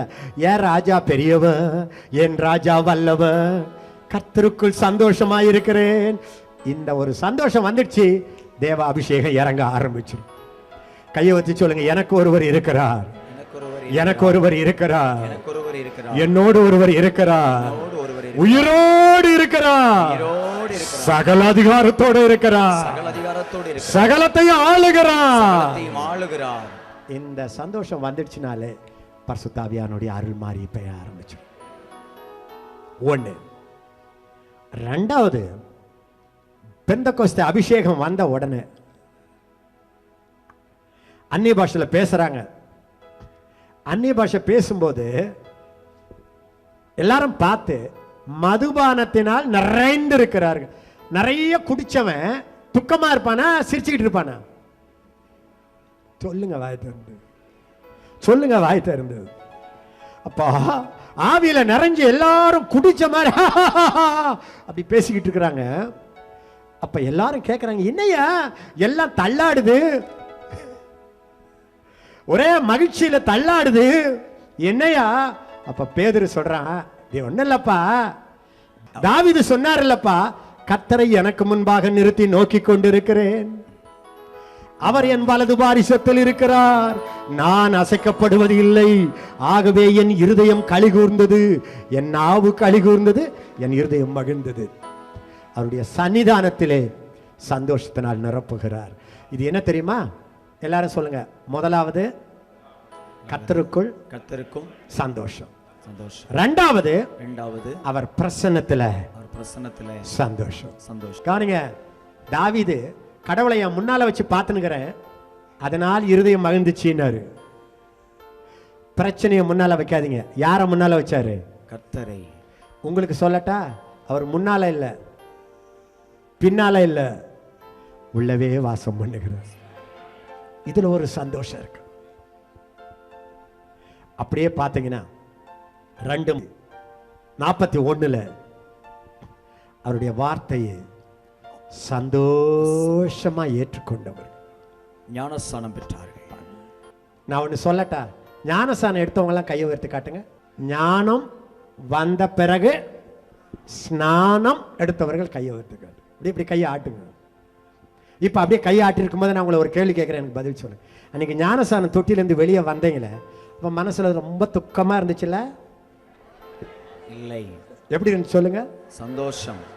அது ஏன்? அது அந்த தண்ணியில் ஏதாவது கேஸ் இருந்துச்சா? ஏன் அது? அந்த நனைஞ்சிங்களா, அதனால ஒரு குழு குழுன்னு ஒரு சந்தோஷமா இருந்துச்சா? சொல்லுங்க வாய் திறந்து. அது ஏன்? அது எனக்கெல்லாம் ஞாபகம் இருக்கு. ஞானஸ்நானம் எடுத்துட்டு வந்த உடனே எனக்கு நடக்கவே முடியல, பறக்கிற மாதிரியே இருந்துச்சு. ஏன் தெரியுமா? அவருடைய வார்த்தையை கேட்டு அதை செய்யும் போதெல்லாம் உள்ள இருக்கிற அந்த நதி திறக்கப்படுகிறது. அது என்னன்னு தெரியாது. அவருடைய வசனத்தை நீங்க கேட்கும் போதே நதி ரெடி ஆகும். அதை நீங்க எஸ் போது அந்த நதி பீரிட்டு வர ஆரம்பிச்சிடும். ஹல்லேலூயா. அவருடைய வசனத்தை கேட்டவர்கள் சந்தோஷமாய் கேட்டவர். சில பேரு வசனத்தை கேட்டு அழுறையா இல்ல, குத்தப்படுறது வேற. ஆண்டவர் என்கிட்ட சொன்னார், எப்பா ஜனங்களை நீ என்ன வெட்டினாலும் வெட்டு, ஆனா அவங்களை வெளியே அனுப்பும் போது சந்தோஷமா அனுப்பி வைக்கணும்னாரு. குத்தப்பட்டு குத்தப்பட்டு குத்தப்பட்டு குத்தப்பட்டு குத்தப்பட்டு குத்தப்பட்டு. என்ன நீங்க என்ன கசாப்புக்காரனா? வெட்டிட்டு அனுப்புறதுக்கு?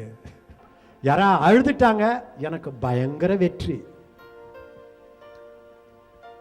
ஆனா ஆண்டவர் எனக்கு, அதனால நானும் என்ன பண்ணிட்டேன்னா, இதுலயே இன்ட்ரெஸ்ட் வந்துடுச்சுன்னா பைபிளை எடுத்தாலே விட்டு வெட்டுன்ற வசனத்தை தான் எடுப்பேன். கர்த்தர் உங்கள் பல்லை உடைப்பார் எடுத்துக்குவேன். குல்லாக்களையும் சல்லாக்களையும் உரிவார். நீங்க நம்புறீங்களோ நம்பல, இந்த மாதிரி வசனம் தான் பிடிக்கும் எனக்கு.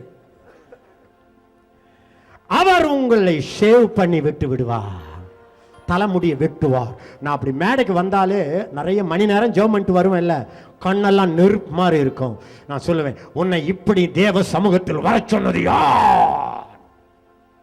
நான் உண்மையே சொல்றேன், 40 வருஷத்துக்கு மேல ஊழியம் செய்து பார்த்துட்டேன். ஜனங்களை அழ வச்சுட்டு நான் வீட்டுக்கு போய் மகா வெற்றின்னு கொண்டாடிட்டு அடுத்த வருஷம் வரும்போது முன்னைய விட மோசமாயிடுச்சு.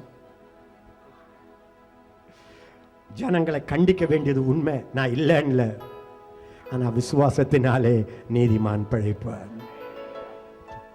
அப்ப நான் காலையில ஜெபம் பண்ணிட்டு இருக்கிறேன், ஆண்டவருடைய வசனத்தை கேட்டுக்கிட்டே ஜெபம் பண்றேன். கர்த்தருக்கு முன்னால உண்மையை சொல்றேன், தேவ ஊழியர்களுக்கு முன்பாக உண்மையை சொல்றேன். எனக்கு திடீர்னு ஒரு தரிசனம் கிடைச்சது. அது என் வாழ்க்கையே மாத்திடுச்சு. ஒரு வண்டி, மாட்டு வண்டி, அது ஃபுல்லா லோடு, பயங்கர வெயிட். 2 மாடு அதை இழுக்குது, இழுக்க முடியாத பத்துன்னு கீழே விழுது. இந்த மாட்டு ஓட்டுறவன் வாழை முறுக்கி அப்படி உதைக்கிறான். மறுபடியும் எழும்பி மறுபடியும் போகுது, மறுபடியும் கீழே தள்ளாடி விழுது, பலார்னு அடிக்கிறான், மறுபடியும் எழும்புது. இதே மாதிரி அப்படியே நிறுத்த, அப்படியே என்ன உங்களை பார்க்குற மாதிரியே நான் பார்க்குறேன். நான் எதிர்பார்க்கவே இல்லை. உடனே ஆவியானவருடைய சத்தம் கேட்டுச்சு, என் மக்கள் வாரமெல்லாம் பாரம் சுமக்கிறார்கள். சோதனையிலே, அலுவலகத்திலே சோதனை, வீட்டிலே பிரச்சனை, எதிரிகளுடைய பிரச்சனை, வேதனையோடு ஆலயத்துக்குள்ளே வருகிறார்கள். என்னுடைய ஊழியக்காரர்கள் சாட்டையை எடுத்து பலார் பலார் என்று அடிக்கிறார்கள். அப்படி சொன்ன உடனே கர்த்தருக்கு முன்னால சொல்றேன், ஒரு கத்துனா பாருங்க, யாரும் இல்லை, நல்ல வேலை, ஓடு கத்துனேன், ஆண்டவரே என்னை மன்னியும் ஆண்டவர். அன்னில இருந்து என்னுடைய உள்ளத்துல இனம் புரியாத ஒரு தெய்வ அன்பு வர ஆரம்பிச்சிடுச்சு. இன்னைக்கு என்னுடைய செமினாருக்கு பணம் கட்டி ஆயிரக்கணக்கான மக்கள் வர காரணம், அவங்களுக்கு தெரியும் அண்ணன் அடிப்பான், திட்டுவான், ஆனா கடைசியில ஒரு விசுவாசத்தை தட்டி எழுப்புவான். உன்னால முடியும் என்று சொல்லுவான், எப்படி முடியும் என்பதை சொல்லுவான். தயவுசெய்து கவனிங்க, நற்செய்தி மக்களுக்கு நம்பிக்கையை உருவாக்குகிற செய்தி. பேதுரு பிரசங்கத்துல குத்தப்பட்டாங்கல்ல, என்னத்த சொன்னா? நீ அடிச்ச, நீ அவரை அடிச்ச, நீ அவரை அரைஞ்ச, நீ அவரை துப்புன, நீ அப்படியே சொல்லிக்கிட்டு இல்ல, ஃபுல்லா இவரே அவர் ராஜாவாக இருக்கிறார், இவர் மேலே போய் பரிசுத்தாவினால் அபிஷேகத்தை பெற்றீங்க அனுப்பினார், அவரே ஆண்டவரும் இரட்சகருமாக மாற்றினார், உங்கள் கையினாலே சிலுவையில் அறைந்தீர்கள், கர்த்தரோ அவரை உயர்த்தினார். இத கேட்ட உடனே, ஓ இயேசு எல்லாத்துக்கும் ராஜாவா? அந்த ராஜா கட்சியில நான் சேரணுமா? ஓகே, நான் ஞானஸ்நானம் எடுக்கிறேன்.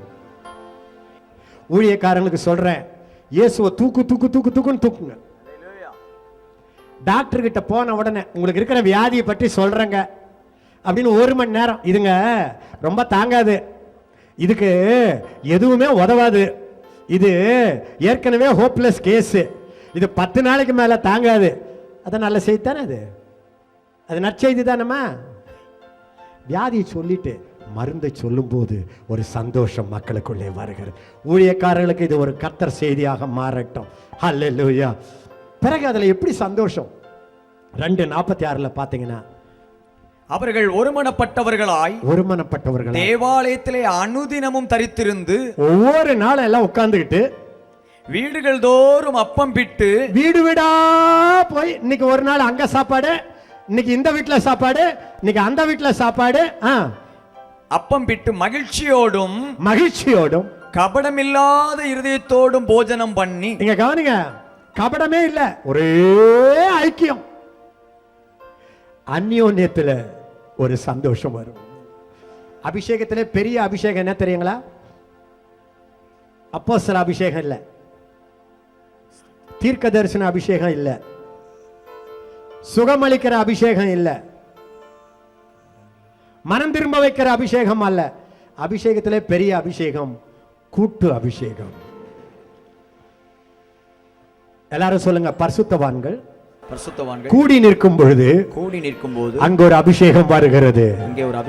அந்த அபிஷேகத்தை எதிர்த்து நிற்க ஒரு சக்தி கிடையாது. அந்த கசப்பு இல்லாம, வைராக்கி இல்லாம, ஒரு மகிழ்ச்சி நிரம்பும் பொழுது உங்களுக்குள்ள ஒரு சந்தோஷம் வருகிறது. இப்ப எல்லாரும் கையை உயர்த்தி சொல்லுங்க, சந்தோஷம் இல்லைன்னா நம்பர் 1, ஆண்டவரை அவர் இருக்கிறார் அப்படின்ற எண்ணம் வரட்டும். 2வது, அவர் எனக்குள் இருக்கிறார், ஆவியாய் அருவியாய் இருக்கிறார். 3வது, அவர் வசனத்தை நான் உடனே குழந்தை மாதிரி கீழ்ப்படுகிறேன். 4வது, நான் மற்றவங்களோட, எனக்கும் மற்றவங்களுக்கும் பிரச்சனையே இல்லை, அப்போது ஒரு மகிழ்ச்சி வருகிறது. ஹல்லேலூயா, ஹல்லேலூயா. என்ன ஒன்று சொல்றேன், அவமானம், நிந்தனை, அடி, உத யார் இயேசுவின் நாமத்துக்காக படுகிறார்களோ அவங்களுக்குள்ள ஒரு சந்தோஷம் இருக்கு பாருங்க, அதுக்கு நிகரே. 14 வயசுல நான் ரட்சிக்கப்படும் போது எங்க அப்பா, நான் ஜோம் பண்ணிக்கிட்டு இருந்து வந்தா, லுத்தரன், இவன் என்ன எப்ப பார்த்தாலும் ஜோம் பண்ணி சாமியார் ஆயிடுவானோ, வீட்டையே பார்க்காத போயிடுவானோ, இந்த டீனேஜ் 14 வயசுல எப்படி அழுகுறானே அப்படின்னு நான் முழங்கால் படிக்கிட்டு போது தலையை முடிய பிடிச்சி இழுத்து அடிப்பாரு. ஆண்டவருக்கு முன்னால சொல்றேன், அவர் அடிச்சார்னா உடம்பெல்லாம் வீங்கிடும். அவர் அப்படி போன உடனே இந்த வீக்கத்தை பார்த்தா எனக்குள்ள ஒரு சந்தோஷம் வரும் பாருங்க. வாவ், ஹல்லேலூயா. இயேசுவுக்காக இங்க வந்த வீக்கம். இந்த பாடுபடாத ஆளுங்களுக்கெல்லாம் இந்த சந்தோஷம் என்னன்னே தெரியாது. இதான் பாடு வருதுனால ஓடுது.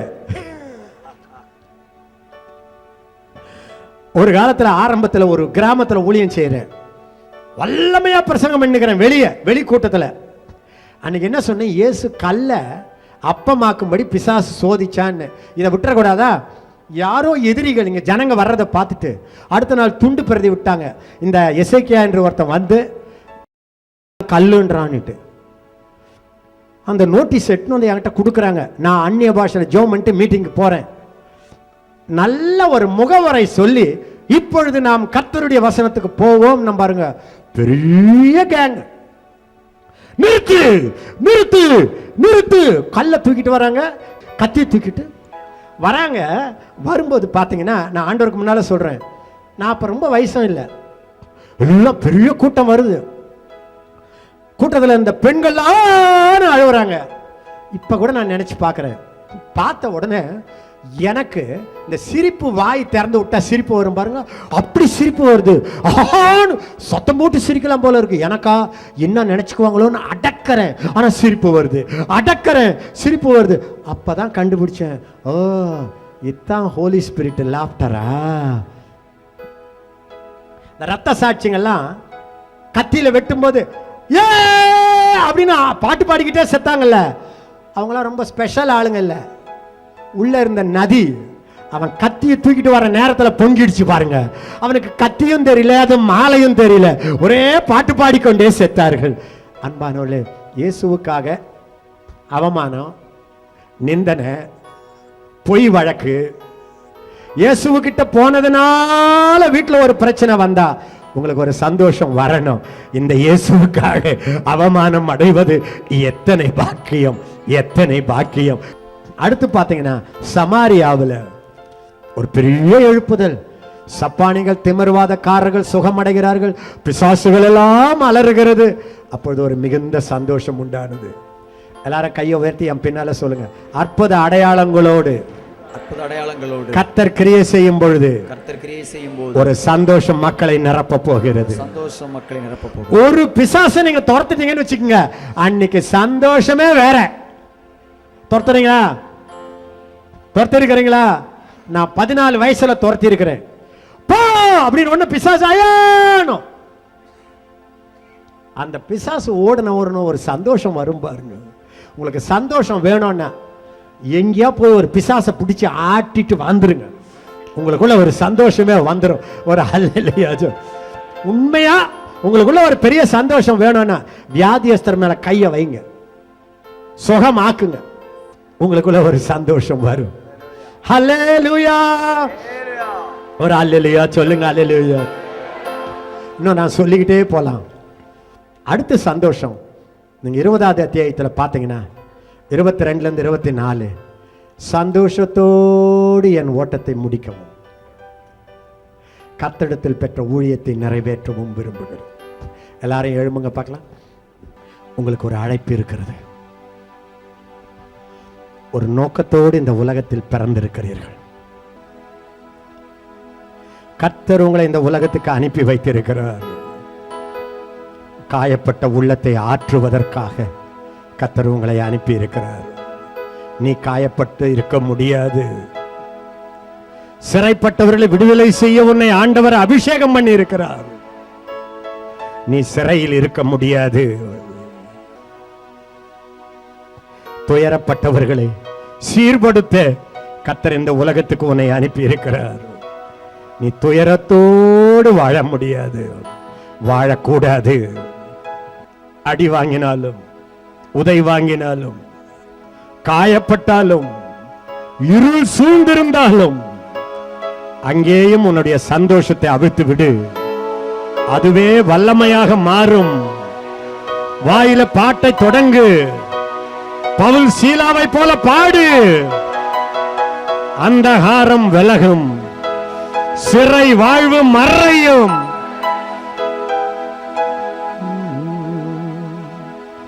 மாறாவின் தண்ணீர் மதுரமாகும், மாறாத நீர் எந்தன் சொந்த மானி.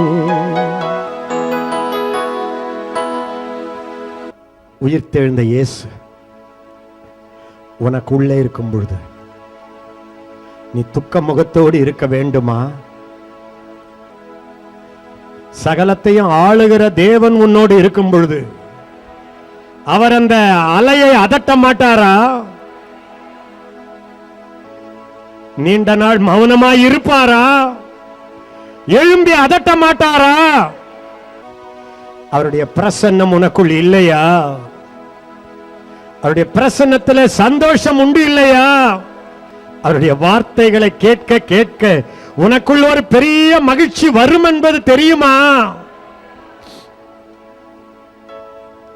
அவர் சொல்லுவதை கேட்க கேட்க உனக்குள்ளே அற்புதங்கள் நடந்து கொண்டே இருக்கும். ஒரு எழுப்புதல் தேசத்தில் வரப்போகுது. அந்த எழுப்புதல் பிரசங்க எழுப்புதல் அல்ல, அற்புத அடையாளங்களோடு நடக்கிற எழுப்புதல். சாதாரண விசுவாசிகள் பிசாசுகளை ஓட ஓட விரட்ட போகிற ஒரு எழுப்புதல். உங்களுக்குள் கர்த்தர் கொடுத்த சந்தோஷம் தேவ பலனாக மாறி அந்த பலனால் நடக்கிற அற்புத அடையாளங்கள். உங்கள் மேல் இருக்கிற ஆனந்த தைலம் உங்கள் துயரத்தை அழித்து நிர்மூலமாக்க போகிறது. உங்கள் ஆவி ஒடுங்கி போவது இல்லை, துதியின் உடையால் நிரம்ப போகிறீர்கள். இப்பொழுதே உங்க மேல ஒரு துதியின் ஆடை வருகிறது, ஒரு துதியின் ஆடை விழுகிறது. Thank you Lord, thank you Lord, thank you Lord, thank you Lord. Wonderful Jesus, wonderful Holy Spirit. ஒடுங்கின ஆவி, உன்னை ஒடுக்கிக் கொண்டிருக்கிற ஆவி, உன்னை பாரப்படுத்துகிற ஆவி, உன் சிரிப்பை தடுக்கிற ஆவி, உன் மூளையை குழப்புகிற ஆவி, சந்தோஷத்தை தடுக்கிற ஆவி இப்பொழுது ஓட ஓட ஓட ஓட விலகுகிறது, விலகுகிறது, விலகுகிறது. இயேசு கிறிஸ்துவின் நாமத்தினால் துக்கத்தின் ஆவியே விலகி ஓடி. சைக்கிள்ல போய் ஊழியம் செய்யும் பொழுது உன்னுடைய உள்ளத்திலே பொங்கி பொங்கி வந்த சந்தோஷம் இன்று நீ கார்ல போகும்போது, ஆகாய விமானத்தில் போகும்போது அந்த சந்தோஷம் இல்லை இல்லையா? ஆண்டவர் மறுபடியும் விழுந்து போன தாவீதின் கூடாரத்தை எழுப்புகிறார். அந்த சந்தோஷம் மறுபடியும் வருகிறது. Receive it, receive it. அந்த மகிழ்ச்சி உள்ளே வருகிறது, அந்த நதிகள் திறக்கப்படுகிறது. வேதம் சொல்லுகிறது, என்னை விசுவாசிக்கிறவனுடைய உள்ளத்தில் இருந்து ஜீவ தண்ணீர் உள்ள நதிகள் புறப்பட்டு ஓடும் என்று சொல்லுகிறது. இந்த உள்ளம், உள்ளத்தில் இருந்து தமிழ்ல இருக்கு, இங்கிலீஷ்ல பவல்ஸ் இருக்கு. பவல்ஸ் என்றால் அடி வயிற்றுல மனிதனுடைய உணர்ச்சிகளின் பீடத்தில் இருந்து ஜீவ தண்ணீருள்ள நதிகள் வர வேண்டும். ஒரு நதி உண்டு, அது கர்த்தருடைய நகரத்தை, நீங்களே கர்த்தருடைய நகரம், நீங்களே கர்த்தருடைய நகரம். உன்னதமானவர் வாசம் பண்ணுகிற ஸ்தலம் நீங்கள்தான். அந்த நதி உன்னதமானவர் வாசம் பண்ணுகிற ஸ்தலத்தை சந்தோஷிப்பிக்கிற நதி. இப்ப சொல்லுங்க, கர்த்தாவே எனக்குள் இருக்கிற சந்தோஷ நதியை உள்ளே இருந்து கர்த்தராகிய இயேசு கிறிஸ்துவின் நாமத்தினால் புரண்டு வருவதாக நான் அவிழ்த்து விடுகிறேன். ஓ ஓ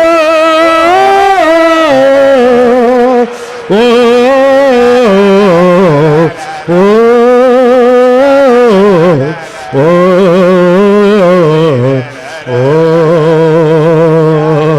Thank you Lord. உங்களுக்குள்ள இருக்கிற இதே நதி உங்களை செழிப்பாக்குகிற நதி. இதே நதி உங்களுடைய செல்வத்தை அதிகமாக்க போகிற நதி. இந்த நதி உங்களுக்கு அந்தஸ்தை திரும்ப கொண்டு வரப்போகிறது. இந்த நதி உங்களுடைய அந்தஸ்தை உயர்த்த போகிறது. நீங்கள் சீரடைந்து சந்தோஷத்தின் அனந்த தைலத்தால் நிரம்பும் பொழுது மறுஜாதியார் உங்களுக்கு சேவை செய்வார்கள். லட்சம் லட்சமாக கர்த்தர் உங்களுக்கு தருவார். அக்கிரமங்களை அகற்றுவார். ஒரு பரிசுத்தம் எழும்ப ஆரம்பிக்கும். உங்கள் பிள்ளைகளின் வாழ்க்கையை ஆசீர்வதிப்பார். உங்களுடைய வெட்கத்துக்கு பதிலாக இரண்டத்தனையாய் பலன் வரும். கவனிங்க அருமையானவர்களே, உலகம் துயரத்தில் இருக்கிறது, உலகம் திகில்ல இருக்கிறது, உலகம் அனாதையாய் இருக்கிறது, உலகம் கலங்கி கொண்டிருக்கிறது. உங்களுக்குள் இருக்கிற நதி பாய்ந்து போய் அந்த மக்களுக்கு நல்ல ஆரோக்கியத்தை தரப்போகிறது. இதே நதி ஜனங்களை சந்தோஷிப்பிக்க போகிறது. ஒரு சிலரை கர்த்தர் இந்த அபிஷேகத்தில் பயன்படுத்த விரும்புகிறார். நீங்க போற இடமெல்லாம் துயரப்பட்டவர்கள் சீரடைவார்கள். நீங்க போற இடமெல்லாம் காயப்பட்டவர்களின் காயங்கள் ஆறும். நீங்க போகிற இடமெல்லாம் கட்டுண்டவர்கள் கட்டவிழ்க்கப்படுவார்கள். நீங்க போகிற இடமெல்லாம் நொறுங்குண்ட இருதயம் கட்டப்படும். நீங்க போகிற இடமெல்லாம் ஆனந்த தைலம் ஜனங்கள் மேல் இறங்கும். ஆனந்த தைலம் ஜனங்கள் மேல் இறங்கும். துயரம் விலகும். நீங்க போகிற இடமெல்லாம் துதியின் ஆடை ஜனங்களை வந்து மூடும். ஒடுங்கின ஆவி விலகி ஓடும். இது ஒரு அபிஷேகம், இது ஒரு அழைப்பு, இது ஒரு ஊழியம். இந்த ஊழியம் இன்றைக்கு இந்தியாவுக்கு தேவை, சபைகளுக்கு தேவை. ஜனங்கள் ஜெப வீட்டிலே சந்தோஷமாய் இல்ல, மனைவியோடு சந்தோஷமாய் இல்ல, கணவனோடு சந்தோஷமாய் இல்ல. ஊழியத்தில் சந்தோஷமா ஊழியம் செய்யல, ஏதோ ஊழியத்துக்கு வந்துட்டமே என்று பல்லை கடித்துக் கொண்டு ஊழியம் செய்கிறார்கள். கர்த்தருக்குள் சந்தோஷமா ஜனங்க இல்ல. ஆண்டவர்ல பரவசத்தை மக்கள் இழந்து விட்டார்கள். அந்த ஊழியத்தை செய்ய இங்கே ஒரு சிலரை கர்த்தர் விசேஷமாய் அழைக்கிறார். உங்க வாயில நற்செய்தி, உங்க கைகளில துதியின் ஆடை, உங்க மேல ஆனந்த தைலம். சொல்லுங்க, ஆண்டவரே எனக்குள் இருக்கிற அபிஷேகம் துயரப்பட்ட மக்களை சீர்படுத்தி ஆனந்த தைலத்தை இறக்கி துதியின் ஆடையால் மூடி நீதியின் விருட்சங்களாய் மாற்றி மக்களுடைய அந்தஸ்தை, ஆஸ்தியை, அடுத்த தலைமுறையை, அபிஷேகத்தை உயர்த்துகிற இந்த ஊழியத்தில் என்னை பயன்படுத்துங்கப்பா. சொல்லுங்க, ஆதி சபை உங்களில களி கூர்ந்தது போல சபை உண்மையில களி கூறட்டும் ஆண்டவரே. மறுபடியும் உங்களில மகிழட்டும் ஆண்டவரே. இயேசு என்று சொன்னாலே ஒரு இன்பம் வரட்டும் ஆண்டவரே. ஐக்கியத்திலே ஒரு ஆனந்தம் வரட்டும் ஆண்டவரே. அங்கே இன்பமும் ஜீவனும் வரட்டும் ஆண்டவரே. வசனத்தை வாசிக்க அதுல ஒரு சந்தோஷம் வரட்டும் ஆண்டவரே. ஹல்லேலூயா. அவமானம் வந்தாலும் அடிபட்டாலும் சந்தோஷத்தோடு இயேசுவுக்கு ஊழியம் செய்கிறவர்கள் எழும்பட்டும் ஆண்டவரே. சொல்லுங்க, அற்புத அடையாளங்கள் ஆயிரமா நடந்து அதனால ஒரு சந்தோஷம் பட்டணத்தை மூடட்டும் ஆண்டவரே. எத்தனை எதிர்ப்புகள் வந்தாலும், எத்தனை பாடுகள் வந்தாலும் சந்தோஷத்தோடு ஓட்டத்தை ஓடி சந்தோஷத்தோடு என் கண்ணை மூட என்னை அர்ப்பணிக்கிறேன். ஹல்லேலூயா. எத்தனை தான் இடரல் வந்தாலும் விசுவாசத்திலே நிலைத்திருப்பே. எத்தனை தான் இடரல் வந்தாலும் விசுவாசத்திலே நிலைத்திருப்பே. எனக்காக அப்பா நியமித்து, எனக்காக அப்பா நியமித்து அவர் பாதையிலே ஓடிடுவே, அவர் பாதையிலே ஓடிடுவே. அல்லேலூயா, அல்லேலூயா, அல்லேலூயா, அல்லேலூயா, அல்லேலூயா, அல்லேலூயா, அல்லேலூயா, அல்லேலூயா. பரமபின் தந்தைய பொருளுக்காய் நான் நக்கை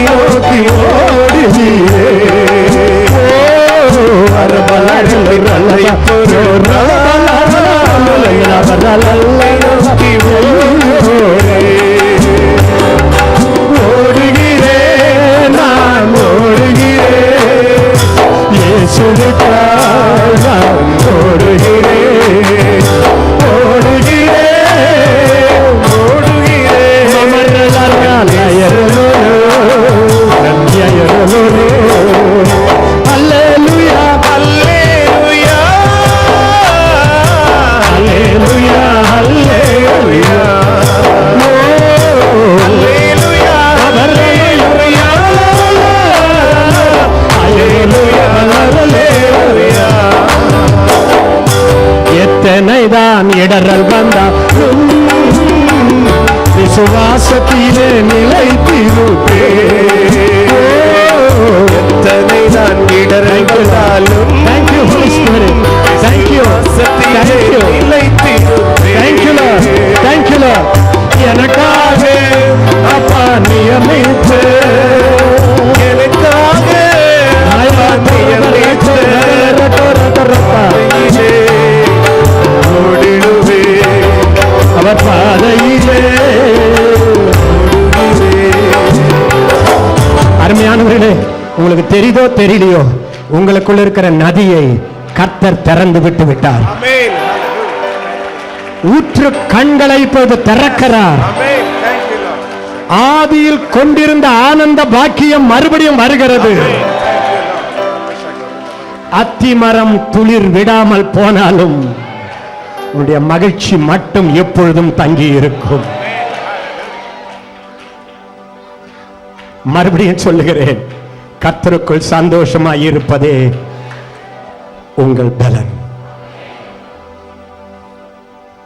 இந்த ஊழியத்தை கர்த்தர் உங்க தலை மேல இன்றைக்கு வைக்கிறார். நீங்க எத்தனையோ ஊழியத்தை செய்தீங்க. இனி இந்த ஊழியம் உங்கள் ஊழியத்தோடு இன்னொரு படிக்கல்லாக மாறப்போகிறது. உங்கள் தலைமையில் இருக்கிற அபிஷேக கிரீடத்திலே இன்னொரு கல் பதிக்கப்பட போகிறது.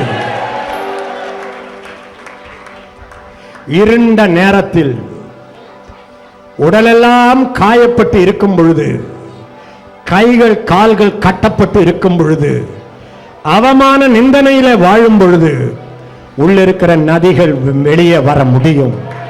அப்பொழுது பாடல்களை பாட முடியும், சந்தோஷப்பட முடியும். அந்த அபிஷேக தைலம் உங்களுக்குள் இருந்து பாய்ந்து செல்ல போகிறது. நான் உங்களை கேட்கிறேன், நீங்க மற்றவருடைய சந்தோஷத்துக்கு சகாயராய் இருப்பீர்களா? துக்கத்தை வரவழைக்கிற வார்த்தைகளை தவிர்த்து விடுவீர்களா? மருந்து போல நல்ல சமாரியன் கள்ளர் கையில் அகப்பட்டவனுடைய காயத்தில் எண்ணெய் ஊற்றினது போல, திராட்சரசத்தை ஊற்றினது போல உங்கள் ஆவிக்குள் இருக்கிற இந்த சந்தோஷம் என்னும் எண்ணெயை மக்களுக்கு ஊற்றுவீர்களா? சின்ன காரியத்துக்கெல்லாம் புலம்புவதை நிறுத்துவீர்களா?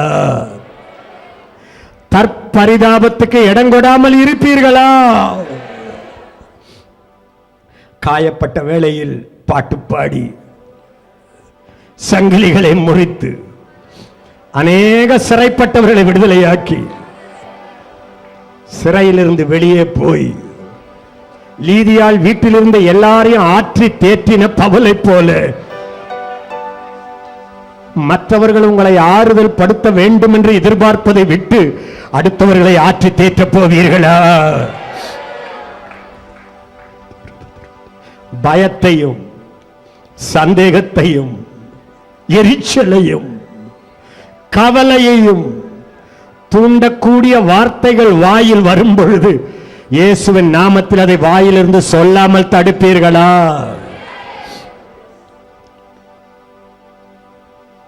பலத்தை குறித்து பேச வேண்டிய நான் ஆண்டவரை கேட்டபொழுது கர்த்தர் சொன்னார், ஆதி சபையின் ஆனந்தத்தை பேசு, மகிழ்ச்சியோடு கர்த்தரை சேவிப்பதை பேசு.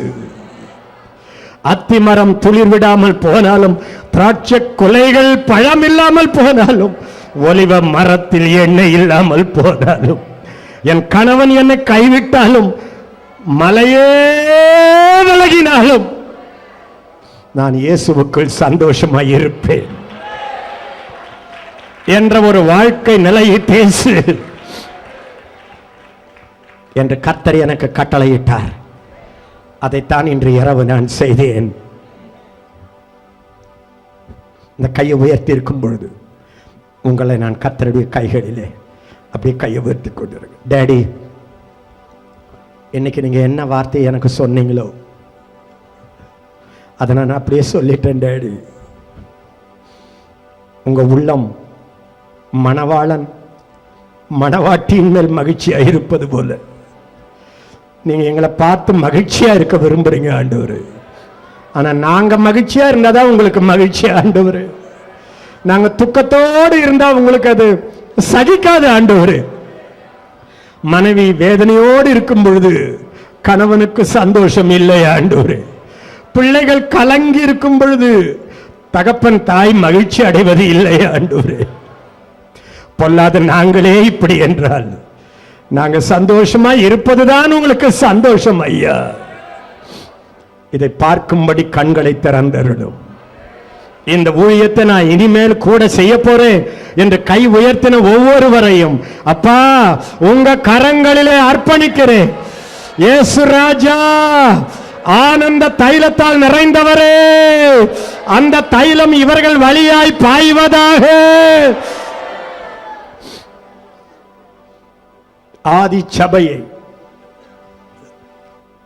துன்பப்படுத்தி அவமானப்படுத்தி ஊருக்கு புறம்பாக்கி பவுலையும் பர்னபாவையும் விரட்டி அடித்த பொழுது அப்போஸ்தலர் 13:50-52 சீஷர்கள் பரிசுத்த ஆவியினாலும் சந்தோஷத்தாலும் நிறைந்தார்கள்.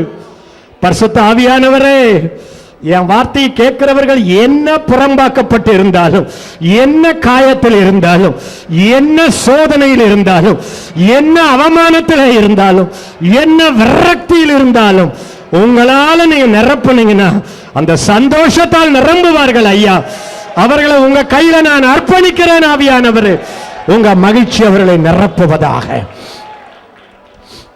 இடைவிடாத ஆராதனை தானியேலை போல செய்வார்களாக.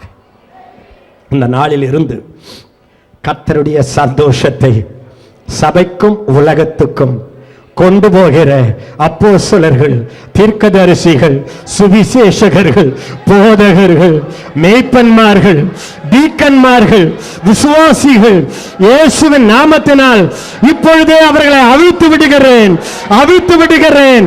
I release, I release, I release, I release, I release, I release in Jesus Christ's mighty name.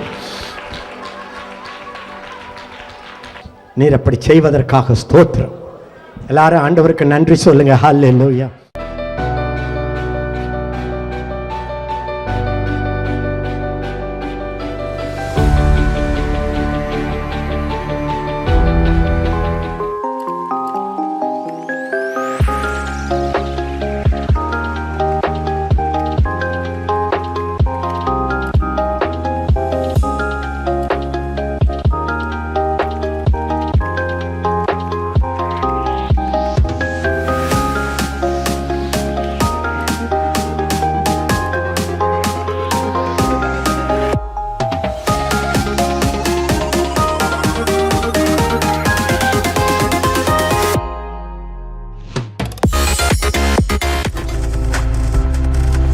நீங்கள் பார்த்துக் கொண்டிருப்பது உங்கள் ஜாய் டிவி. உங்கள் துக்கம் சந்தோஷமாய் மாறும்.